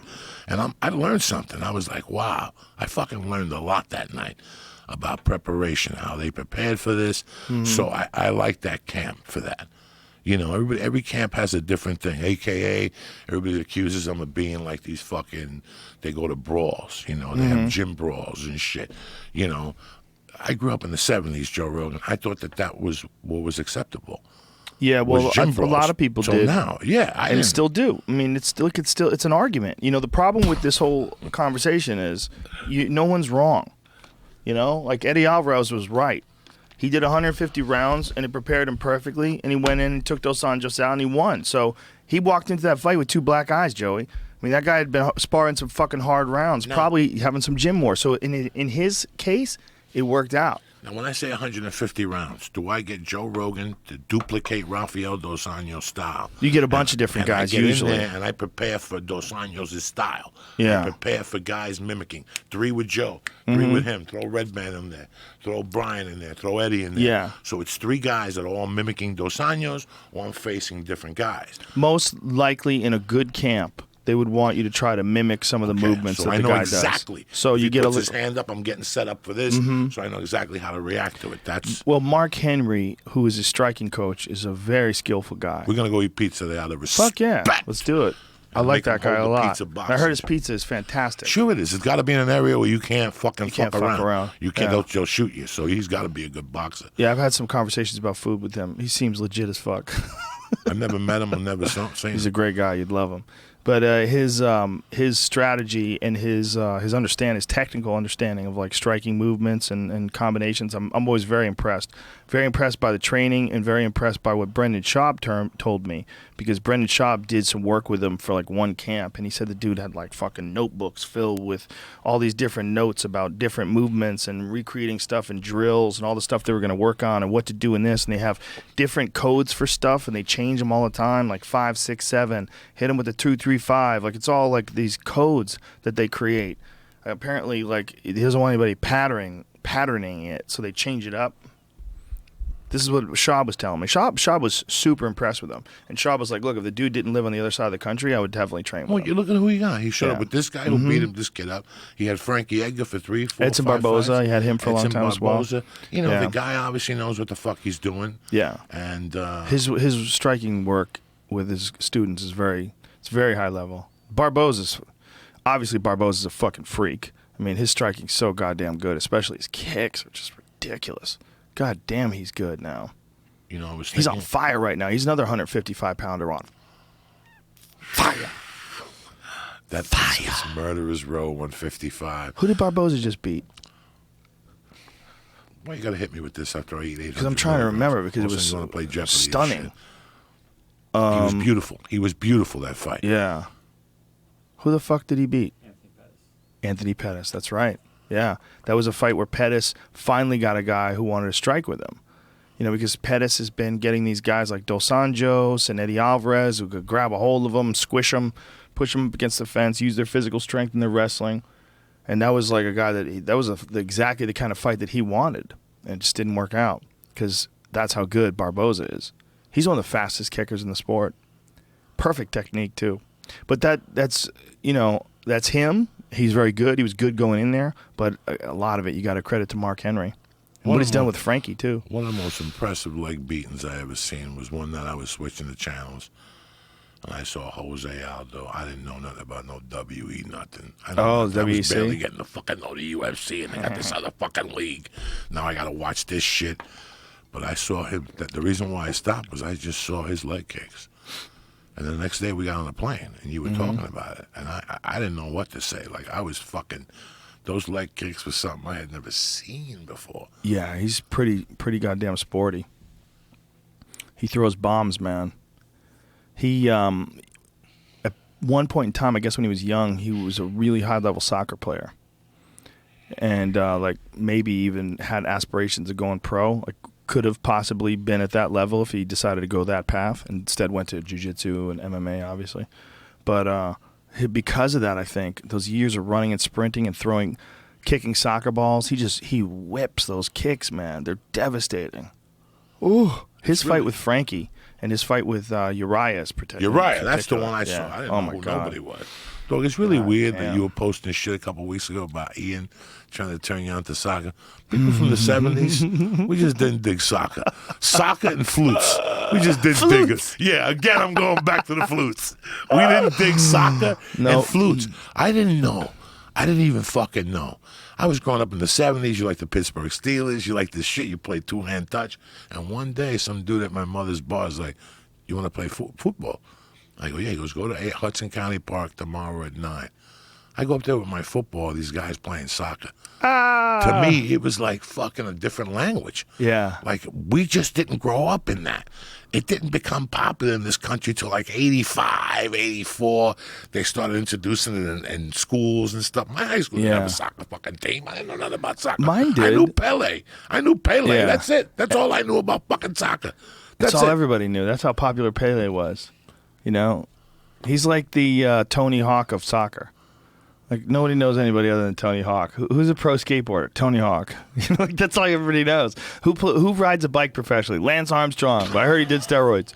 You know, like, there's like a few guys that they're the only guy that anybody has ever heard of in that genre, right? Who dives? Greg Louganis. That's it. Nobody else dives. There's no other divers. Shut up. Who swims fast? That fucking pothead guy. Michael Phelps. That guy. He swims about to fast. fuck him up again. Everybody Joe Rogan. else can't swim fast. He's the only guy we know. Dog, he's about to fuck him up again. Yeah. Like, he's about to fuck him up again. Like, how is he doing? Is he has he done any other races, or is he just preparing for the Olympics? I think he's just preparing for. I think he's been winning. He's been winning. He's done a couple races. I don't think he's been like actually actively competing. He had a baby. He's done a couple times. Yeah. Remember when he got in trouble for pot? God, that was stupid. He had to apologize. That is so fucking stupid. He could have had a drink in both hands and a cigar in his mouth, and no one would have said a word. And everybody went, the kid's blowing off steam. He had an amazing Olympic career. Look at the gold medals, ladies and gentlemen. Think about the pressure and relax. Let him have his margarita and his tobacco. But if you catch him doing bong hits at someone's party, you're like, holy shit. And whoever that was that narked on him. Should be shot and fucking Oh, my That's why I don't like none of that shit. How dare you? Know what? They probably didn't even know what they were doing. Just for the fucking record, that lets you know that fucking reefer don't even hurt your cardio. Because if Michael Phelps is fucking kicking it up like that, swimming. It doesn't hurt your cardio. Those extreme endurance athletes love it. There's been a bunch of articles lately on them taking edibles. They take edibles, and sometimes they even stop at tents and vape.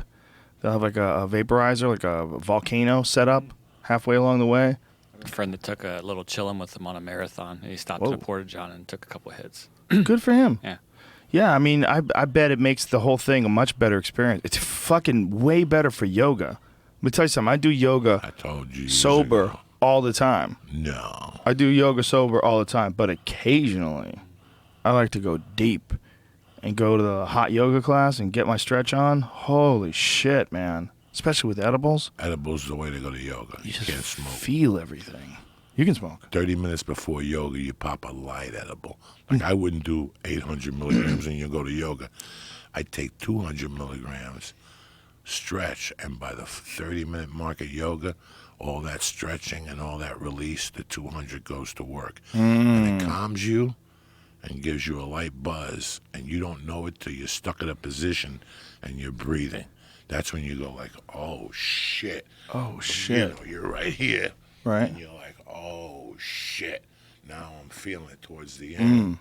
Like, I used to eat banana bread and go to yoga with my wife before I knocked her up. I used to get fucked up in there. You know, the only problem with yoga is you can't bring a notebook and a pen. Right. You know, that's fucked up. And you can't even, you can't bring your phone because you're an asshole. In yoga, when you're in that downward dog stone, the shit that comes out of your spine into your mind is creepy. You start looking at girls' asses and the teacher and thinking about shit. Like if there's somebody Asian in the class, you get all fucked up in the class. Like you start thinking about green tea and shit. You know what I thought about setting up, and I might actually have to do this: a voice-activated tape recorder for inside my tank. Yeah, Because I don't want to leave the tank. No, it's too much sometimes. It's too much. Those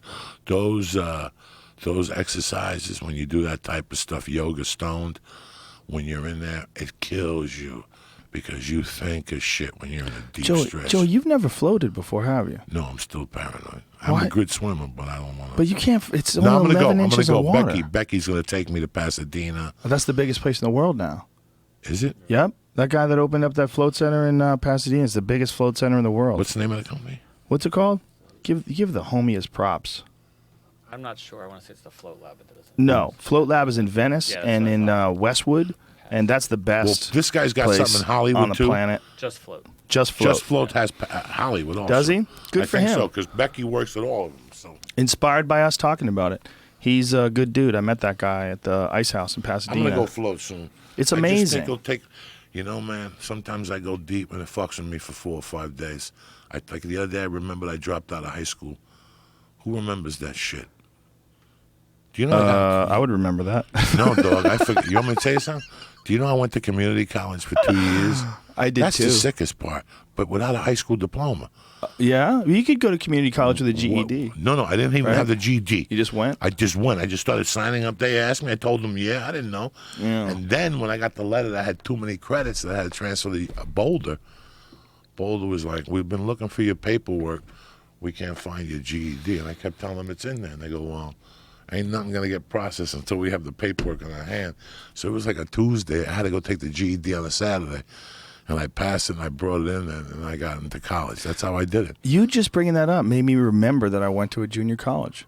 I literally Well, what the had fuck you completely think I'm forgot talking about it. I forgot I fucking dropped out. That's- Forgot and got makes your sad point. for a week. I got sad for a week. How can you drop out of high school? Like, I was thinking like I was single for a while. Yeah, you were single. You were a fucking dropout. Who the fuck wants to hang out with a dropout? You got no future. So you were thinking this when you were high recently? Is that what's going on? 3 weeks ago, I'm writing and I'm out lighting. And I'm trying to figure out a hook for the special. Right. And I'm thinking about what traumatizes you. Right. How can we go in? The other shit they've heard, and it's bullshit. What really got to me? And I was remembering, like, holy shit. I dropped out of high school. Junior year, August. Going into senior year, you drop out. And I went in, like, in January, and I got my credits. But I was 3 credits short to graduate. And they wanted me to go to summer school. And I was like, you know what? I ain't going to summer school. So, fuck you. So I didn't get my diploma and stand and get it, which I didn't really care about because I had nobody to show up for the fucking thing anyway. So in my mind, I didn't really give a fuck. Why would I Right. want to go there and embarrass myself? And I should have. Now I would have done it. But then I just wanted to smoke pot. And I just wanted to get out of there. I didn't go to my graduation. I just wanted to get out. I felt like that whole experience was just... It was I didn't like none of that shit bizarrely anyway. frustrating. I didn't like proms. I didn't go to my 8th grade graduation. I went to 5-star basketball camp. Instead, it was one of those snow years, so you had to stay in school till June 29th. I booked the basketball camp the 20th. I ain't staying. They went to Great Adventure. Fuck that. You know what? I went to a good school too. It wasn't a bad school, but the experience the experience was this overwhelming pressure of becoming an adult. That was like the big experience. That was the scariest part of it, more than anything. Just the overwhelming pressure of one day having to take care of myself and trying to figure out what the fuck I wanted to do with my time. High school was good for me. I'm not going to lie, no, but I had a great time in high school. It wasn't bad for I me. had a great time taking classes. I'll tell you what, till now, I think I live a couple blocks from Valley College, and I always think about why don't I go there at night and take a history class? I'm an asshole. I just really learned a history class that I've forgotten. Right. This shit just went out of my mind one day, and it's embarrassing when people have conversations and I can't join in. I mean, people don't talk about history a lot around me, but I'm just saying. It's hard to get excited about a class unless you're like really thrilled with the subject. But I'll tell you one way to learn history: podcasts. I know you've been telling me. Somebody else mentioned it to me. Hardcore also. History. Dan Hardcore Carlin. History. Fucking phenomenal. Fucking phenomenal. Just tune into the I've one listened to it about before. World War One. Okay. Yeah, have you? No, I'll listen to World War One. He's got a whole series on World War One. It'll blow your fucking mind. I like when. Listen, I didn't like reading about it. I had a friend that was brilliant. God rest his soul. This motherfucker was a genie. Went to Brown, the whole thing. And one night we would get high at night, and I'd ask him stupid, creepy questions about the wars. And he would break it down how Joe Diaz would break it down. He was from Jersey. And he would say there was this fucking bar and these people, and I understood it. Like, I finally, when I was growing up, I didn't really give a fuck about history, man.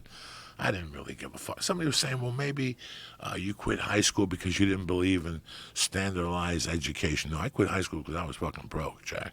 I quit high school because I had to produce something. I had to do something. And I got a warehouse job, a union warehouse job at Masback Century Hardware. Wow. It was a fucking nightmare, but I did it carrying chains, cutting chains, putting them in boxes, 6 in the morning to fucking 6 at night. I loved it, Joe. Damn. At the time, it was $9 an hour, but guess what? After 60 days, a fucking job opened up, loading trucks from 7 to 4. And that paid like $18 an hour, plus I would get into the union, I get my benefits, and you worked really Monday through Thursday because Friday you went home at 1:45 so I could still see my friends. Yeah. So I took the fucking job. Tremendous. Going there at 7, nobody else there, 3 other guys, nobody talked.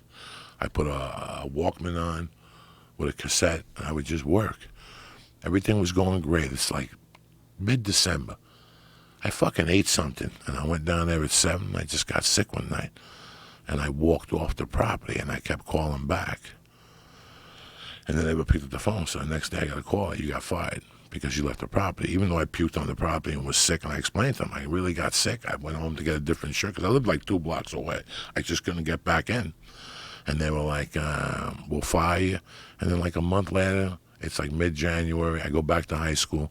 I'm kind of broke. I go down there to get my last check, and I bump into the shop steward. And I was always smart. Whenever I went to lunch, I'd bring the shop steward a bottle. He liked like J&B, the pints.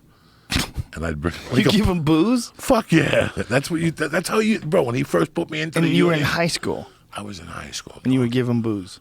Fuck yeah. What was the drinking age back then? 18. 18? 18. But we were drinking, we would get. Of course. In those days, how we did it was we get booze delivered. I think when I turned 18 was when the drinking age became 21. Right. So this When was it? When was the... Find out what age it was. The scam in those days, Joe Rogan, was you weren't going to go get booze at a liquor store. You had to stand out there like a hooker trying to get some dude and buy him a pack of cigarettes. Yeah. So what you did was you found the liquor store that delivered. Oh. And then when they brought the booze to your house, the guy would say, fuck you. What's the tab? 20. I got 20 on top of it. You're going to turn down? 84. Just say my grandfather's sleeping. Here's a note from my grandfather that says fucking the booze is for him. And then we got this guy on the tab. We would just call him. We'd be on a rock. Yeah. We'd be at a park. And we'd make up an address, and he knew it was us. So we'd give him an extra 20 on the top, and they'd deliver booze to you in those days. That's a scam that went away. That's interesting. Nobody delivers booze and cigarettes no more. And if you knew the guy would stop and get you a shrimp parm sandwich. Listen, you mind stopping over a Primo and get me it's already called in. They know you're coming. I'll give you an extra 5 on top of the 20. Guys So you did got this that guy shit. buying sandwiches for you? I remember him, we became friends with him. We became friends with the liquor delivery guy. That's hilarious. The liquor delivery guy quit that and opened up a bar. Really? Years later, tremendous fucking bar. Like for 6 months, it failed. He started selling coke out of there, and there went the fucking whistle. So they turned it. The legal age was 21. Jamie pulled up at 1984. So Right. that was like right when I was turning 17. They turned it to 21. It was good. You know, That's and when good you're for me. 18, that means you're drinking at 16. Yeah. When you're 18, you look 18 at 16 when I was growing up. Not to mention the New Jersey. Well, you're drinking at 16 anyway. Huh? Pretty much everybody's drinking at 16 anyway. They get to a You're party. drinking there's in the 8th grade. Yeah. When I was growing up, you started drinking in the 8th grade. Some guys smoked pot. Nobody was doing hard drugs. No. Once that freshman summer came along, people started falling off to the fucking waistline. But this was the scam, Joe Rogan. The scam was this. No matter where you lived in the tri-state area, New Jersey, if you check all the residences in New Jersey, tons of people had New Jersey licenses. You know why? Why? No picture. Check and see what year New Jersey put pictures on. That was the scam. Are you fucking kidding me, Joe Rogan? So Joe Rogan's got another No brother, Nick picture on Rogan. their license. Oh my God. Joe Rogan's got Nick Rogan and Mike Rogan. Okay, in the family. You ready for this one? Joe Rogan's a hustler. Joe Rogan steals Nick and Mike's fucking licenses, sells them to Joey and fucking the genius here. They get duplicates. Would you ever hear Ari Shaffir's story? What? Ari Shaffir's brother fucking used his ID to he forged his ID to get like insurance or something like that. And Ari didn't find out until like someone called him. He had told a story about it on the Skeptic Tank on his podcast. His brother faked his ID and got his own fucking ID card. His brother was a degenerate. You have no idea. You have no fucking idea what these savages do now. No idea. Yeah, well, I didn't know that I forgot that there was a time where IDs didn't have photos on them. That's crazy. That's hard to believe. Do you remember the days when you didn't have to bring an ID to get on a plane? Remember those days? Oh, I made up names. You just get on a plane. You had a ticket. You showed them the ticket. You'd have to nothing. Ticket didn't have your name on it. Nothing. You have to tell them nothing. You could tell them John Smith, and you could fly as John Smith. And you could give somebody a ticket. You could buy a ticket and give it to them. Somebody. They could just go on. I remember hiding coke in the lockers, and putting, the ones you got to put quarters in to get the shit out. They don't even have those no more. That's how long ago I traveled, Joe. And I would go to the bar and drink and go back and put $10 in quarters, take it out, do 2 more bumps. That's how retarded I was. It cost me $200 just to fucking drink and do a couple lines in those airports. I forgot about those locker things. Those fucking lockers at airports. You ever been to San Francisco and you see the yoga room? No. San Francisco Airport has a yoga room. Oh, no. Okay, I didn't know if a yoga room was like a special fucking thing. We need to go to do yoga. Next time we work San Francisco, we need to pull in there. It'll be a long time from now since I just did the... I was in San Francisco in '85, stuck at the airport one time. And every time I went to the bathroom, I saw the same guy in there pissing. And after about 6 hours, 8 hours, the guy, you go to piss, and all of a sudden he'd pop in and stand next to you. And he'd look at your dick for 10 minutes. And then he'd go to the next guy. So what he would do is he'd look at your dick, go in the bathroom, whack off, and then he would stay in the bathroom until you took your dick out and went up to the thing, and he was lightning quick. He had the foot speed of a fucking 4.3 CoCo. He would run next to you with his dick in his hand and smile and look next to you. How many times did you interact with this guy? I didn't interact with him. I was watching him. You know me, dog. I got an eye for perverts. You're in the... Wait a minute. No. You're saying you got an eye for perverts. Meanwhile, you're in the bathroom watching the guy. I'm stuck at a terminal, okay? I'm sitting there. The bathroom's right there, okay? Right. Okay. The bathroom's right there. There's like CNN. It's 1985. It wasn't like it is now. The number. The bathroom's Another right there. summer. My flight's at 6 a.m. When I get there, I go to the bathroom, and this guy's next to me. As I take my dick and wash my hands, you just see what the guy looks like. Okay, you sit down, and 2 hours later, you see the guy going into the bathroom again. Then 3 hours later, you're going to see him to the bathroom again, and you see him walking out of there and acting suspicious. And I'm like, this is fucking crazy. Now I go to the bathroom again. I'm delayed again. I go in the bathroom again. Guess who's next to me? That same guy. You figure it out. He's a fucking perv. I didn't figure it out. I never repeated this because it didn't make any sense. I mean, it was 85. There was like a buzzer. There was no people there or nothing. There was like a buzzer. That's when you were allowed to walk to the gate. Do you remember? To meet people. So this guy would just go to the airport in the daytime. Just go jerk off. And go jerk off all fucking day at the airport. Well, there's something about men's restrooms that have always been like places where gay dudes hooked up. Remember where that senator got in that's trouble? what happened in San Francisco. Yeah, right at the airport. It was like Minneapolis or something like that, wasn't it? They used to have some weird thing they would do. They would like tap their foot 3 times on the ground if you want to suck some dick. Climb underneath the stalls. Because stalls, there's some footsie room. You could probably climb under a stall if you're a small guy, right? What's that? It was Minnesota. Yeah, I had a feeling it was Minnesota. Yeah, Minneapolis Airport. Larry, yeah. He was apprehended by plainclothes police officer investigating complaints of lewd behavior. He would tap on the thing. Yeah, he would tap on the something. But that's just amazing that this guy is a Republican senator and he's doing gay shit. Or, how about this? Maybe he wasn't really doing gay shit and he had some fucking enemy. And so some enemy has him arrested for doing gay shit in the bathroom by a corrupt cop. This is fucking conspiracy. Listen, dog. Look, if someone says you were sucking dick in the bathroom, man, it could crush your reputation. Listen to me.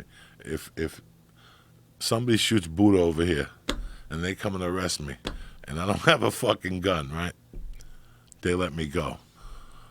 Look at this. The report allegedly, according to the arrest report cited by Roll Call, Craig tapped his right foot, which the officer said he recognized Told as a you. signal used by persons wishing to engage in lewd conduct. How do you know? Maybe he's just got a song in his head. He is then alleges that Craig then touched the officer's foot with his foot, and the senator proceeded to swipe his hand under the stall divider several times. Maybe he's out of toilet paper. He didn't want to talk about it, figured you'd be a gentleman, hand him some fucking toilet paper. At that point, the officer said he put his police identification down on the floor so Craig could see it and informed the senator that he was under arrest. Wait a minute! Wait a minute! You can't arrest someone for tapping their foot and putting their hand out. Yes, you can. How can you arrest someone for that? Yes, you can, Joe Rogan. You would be pissed off if you were taking a shit at the airport. I would definitely be. And you saw my gorilla foot with the fungi nail come through that come through that thing and tap your foot. And then my hand comes out and goes like this. Look, Joe. Like I'm squeezing your nuts. God. You're not going to dial 911 on me? That's a pervert. That's definitely a pervert. I mean, I'm not supporting his behavior. But I just think you need a little bit more than some sign language to get arrested. Isn't that weird? I mean, come on, man. Hillary Clinton, she has like 1,000 emails that had classified information in them. She doesn't get arrested. This dude just taps his foot. He gets arrested? 10 days in jail. 10 days in The jail. sentence was stayed. Wow. When I was And a like $500 18, there was a movie theater. $500. It's There worth was- it. there For the was- thrill. There was a movie theater, not in Newark or nothing. It was like a regular suburb. And we went there one night, and we thought it was like a Rocky Horror, but it was like fucking straight up porn. It was like straight up Queen Liberty, one of those places. Whoa. It was straight up porn. And we went in there and we hung out for maybe 20 minutes, and we heard yelling and screaming in the bathroom, dog. Oh, And we Jesus. got the fuck out. That was the end of that shit. You could run into, like, the No, old no. days. I can't deal with. Yeah, in the old days, they were, Times Square. you didn't want to fuck around. Yeah, I mean, you were involved in madness. Well, Times Square in the old days, what people don't remember is that you have Broadway. Let's go to the map. You Let's had go to the map. Broadway, and you had 8th Avenue, which is probably the same. I don't even fucking remember in those days. But the movies started like here. They were like G, PG, and then as you went up the block, they got RR. Then across the street, towards the corner middle, where the acts Devil and Mrs. Jones, you know, they had to be. First of all, in those days, you couldn't have like a fucked up name, like a comedic name. You had to have a theatrical release name in porn in the 70s. Right, like Linda that. Lovelace. Linda Lovelace. You couldn't have like a spin-off of something. Right, Like right, it wasn't right. like that. Yeah. They probably had, out of the 12 or 13 movie theaters on both sides, they probably had 4 movie theaters that were dedicated to straight up fucking porn. Right. And then they had one that was a split. That was a movie on the way down, 2 movies that were on the way down. You know what I'm saying? The Poseidon Adventure, the Chinese Connection, they're on the way down. Right. And then you had another movie theater that actually played 3 movies on Sunday. But then you had the good ones that played the James Bonds and, you know, the really good ones. But it was just always scary to go down there. I used to always go down there, Joe. I bought IDs down there. I played 3-card Monte down there. I went into in the 8th grade, I saw Paris Pizziona. He caught his neck on the fucking thing. He put quarters in the peep show. Oh, you told me And the he story. stuck his He neck tried in to there. get his head in there. He got his head in there because in those days they had 3 days. You know, I grew up down there. You know, I remember my friend buying weed, and it was that sex weed. Sex weed? In the 80s, if you bought Penthouse or Playboy, it had to be Penthouse because they were a little bit more. If you bought Penthouse in the 80s, the last 2 pages was dedicated to Fake weed. Fake weed. Yeah. And it was that. That's what It was they just would give. fuck. That was Yes. one of the grossest things about those pop magazines. They Yes. used to sell fake weed ads, and they would just con unsuspecting stoners. Stupid people. Well, Yeah. And then they tell you don't open it till you walk 3 blocks down. Really? I just gave you $22.50. I'm in the 8th grade. I'm opening this motherfucker right here. My buddy bought acid. They gave him paper with coffee stains. Oh god. Like little coffee. He bought blotter acid. Like, you had to be an asshole. Like, the word got out. That was like amateur street if you went down there to buy. But there was the last 50 yards of the sex side. Like I said, so on this side was just regular movies, The Mechanic, Love Bug. You know, it had an array of that style of movie. Then across the street, it would get a little bit more risque. It was Sex World. And towards the end, well, that block there was where, Joe, the 50 yards, broad daylight, cops down the corner, and you could hear as you walked with your family. You could be with your mom, dad, kids, and that's all you would hear. Marijuana, acid, brother. I got cocaine. I got some speed, motherfucker. I got 10s. I got fake IDs. So they're just selling it right out there. Right out on that fucking 42nd Street, daylight, packed on a Saturday was Sucker's Paradise. Sucker's Paradise. And you would walk 50 yards and marijuana. Marijuana. Oh, yeah, tengo perico. Oh, yeah, marijuana. I have speed. I got heroin. And it was all beat. Because if cops caught them, they wouldn't even go to jail. Because it was fake. Everything was fake. Wow. And then you hit the So corner. they're just getting all tourists. Yeah, they were getting tourists. Then you hit the corner, and they would, they would dissipate a little bit. And then once you hit that street, it would turn into 3-Card Monteville. And then I knew a lot of guys who did Yeah, that. and then that's where 3-Card Monte would get the tourists, and you'd see people crying, and kids crying, and then after that it slowed up. Then the streets met. But that was a hell fucking hole in the 80s. And now 70s. it's a big TGI Fridays. Big TGI Friday. Nothing goes down It's there. weird. Nothing happens. But it down became there. like the place where like top 40 TV shows film. It became this like homogenized mall in the middle of New York City. It's like the worst, roughest part of New York City, Times Square. I mean, that was 42nd Street. That was those there's like these iconic blocks. Hell's Kitchen. That was like right in there. Times Square was like the place where all the lewd movies were. Times Square was all the sex shops. Times Square was all the chaos. Fucking crazy. Now Times Square is like a Guy Fieri restaurant. 6 years ago, you took me to New York City, and we're from here. So when we go back to New York, we're not going to bed till 3 minimum. We don't even start thinking about bed till 3 o'clock in New York. Right, because it's midnight it's fucking there. midnight there, Or midnight here. No, right midnight here. So I remember it was 4:30 in the morning. I couldn't take it. I got to go outside and roll a joint. These pictures Jamie's pulling up. Yeah, Look at that. I went out. Go full screen on that Kit Kat thing.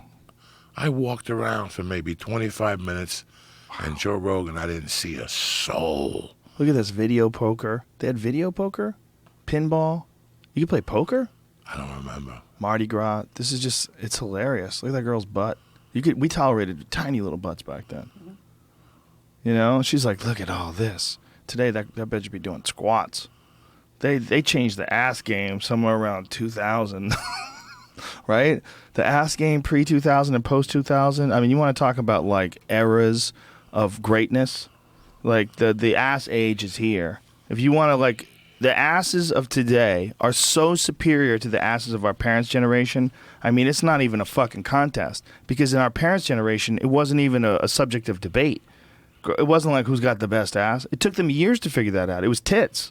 Do you think it had anything to do with those like magazines like Maxim and stuff that like they couldn't show nudity, so they just had to show some sexy asses with a little thong? It's a very good point. And they're all sports oriented, right? Yeah, so, and that was right around the 2000s and late 90s. And it's what happened? Chicks started lifting. As soon as chicks started lifting, and you went, whoa, like it made a big goddamn difference. I mean, there's always like standard measurements of beauty, right? Like small waist, big hips, hips to waist ratio, facial features, breast size, something that makes women extraordinarily attractive to men, right?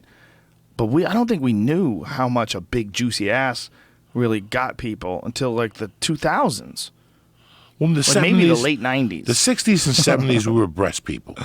The Yeah. country, and there was a different breast. There was a real breast.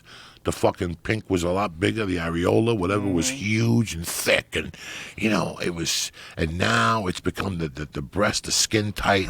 All the fat's been cut off the breast. That's what you look for now. The woman's body has changed over the years. If you look at a Playboy from 1970s, both of you guys, you'll call me back and go, "What the fuck were people thinking?" Yeah. And they're still beautiful, but it's a different type of beauty. Well, they just weren't athletic. If you look at the women in movies in the 60s, they were drop dead fucking gorgeous. Yeah. You had a fucking Is that Bo Derek? Yeah. She was like one of the first to have a tremendous ass. Oh. But her body was just spectacular. Betty Page, she had a pretty decent ass. Hard to tell. See, that girl needs to go to the gym. Who's that? Raquel Welch? Her ass is probably better now at 90. look at that. Whose ass is that? Christy Brinkley. Whoa. Quite flat. Unfortunately. I wonder what was She's that hot chick? now, though. What was the chick that fucked Sinatra's head up? I want to Oh, see what her Audrey body- Hepburn? No. No? Not Audrey The Hepburn. chick that went to fucking Paris and Yeah. he went up behind her. Who was really this, exotic looking bitch. I wonder what she Yeah. looked like in a bikini. Oh, she was stunning. I was gonna say Tina Fey. What the fuck am I Tina thinking? Fey. I got to get out of here, man. I got to go to the store. What time is it right now? It's 10 o'clock, Joey Diaz. All right, let's do it tomorrow It's night. time 9 o'clock. to leave. TKO Theater. What's the name of it? The Ka. The Ka. K.A. Theater. MGM. You dirty freaks. Ian Edwards. Here she is. Who is it? No, that's not her. Okay, just flip I don't think Tina. that's her. That's Franklin another and one. Tina. No. I think that's his daughter. You dirty son of a bitch. He's got it was an actress that he was in love with. It didn't work out. Whatever. What are you gonna do? Tomorrow, Cot Theater. Ian Edwards, Joey Diaz, and moi. We're fucking psyched. I don't know how many tickets are left. It was almost sold out as of today. And Joey, what else you got coming up? I know you are at the Ice House soon. I saw your name up on the board. Are you there next weekend? Where? Ice House? Pasadena? No, they had to cancel next week because of the surgery. Oh. So I'm just doing isolated dates. They got your name still up at the Ice House. Tell them to take your fucking name down. They were supposed to have taken it down. There's a poster outside that's advertising you being there. I'll call Sean tomorrow. Yeah. 'cause, I mean, maybe it's a different date. Do you have a date in the future there? Yeah, I got a date like For in when? August. or Maybe it's the something. August date they Okay, have yeah, up yeah. there. I'll Maybe call that's tomorrow. it. Maybe that's it. Maybe I knew you were going to be there and I knew you switched. I don't know. Maybe I fucked it up in Yeah. my head. All right. I didn't know for sure. So thank you very much. Thanks, everybody. I love you, cocksucker. Thanks for Stay tuning black. in. And we will be back on Monday with the great Chael Sonnen. And it should be a fun time talking to him, especially because it's right after UFC 200. And I think Chael has a new submission organization. He's going to do a professional submission organization with EBI rules, which is the Eddie Bravo Invitational rules, the best rules in all of grappling. So exciting stuff. So we'll talk to Chael on Monday. And that's it. I'll see you later, bitch. Bye.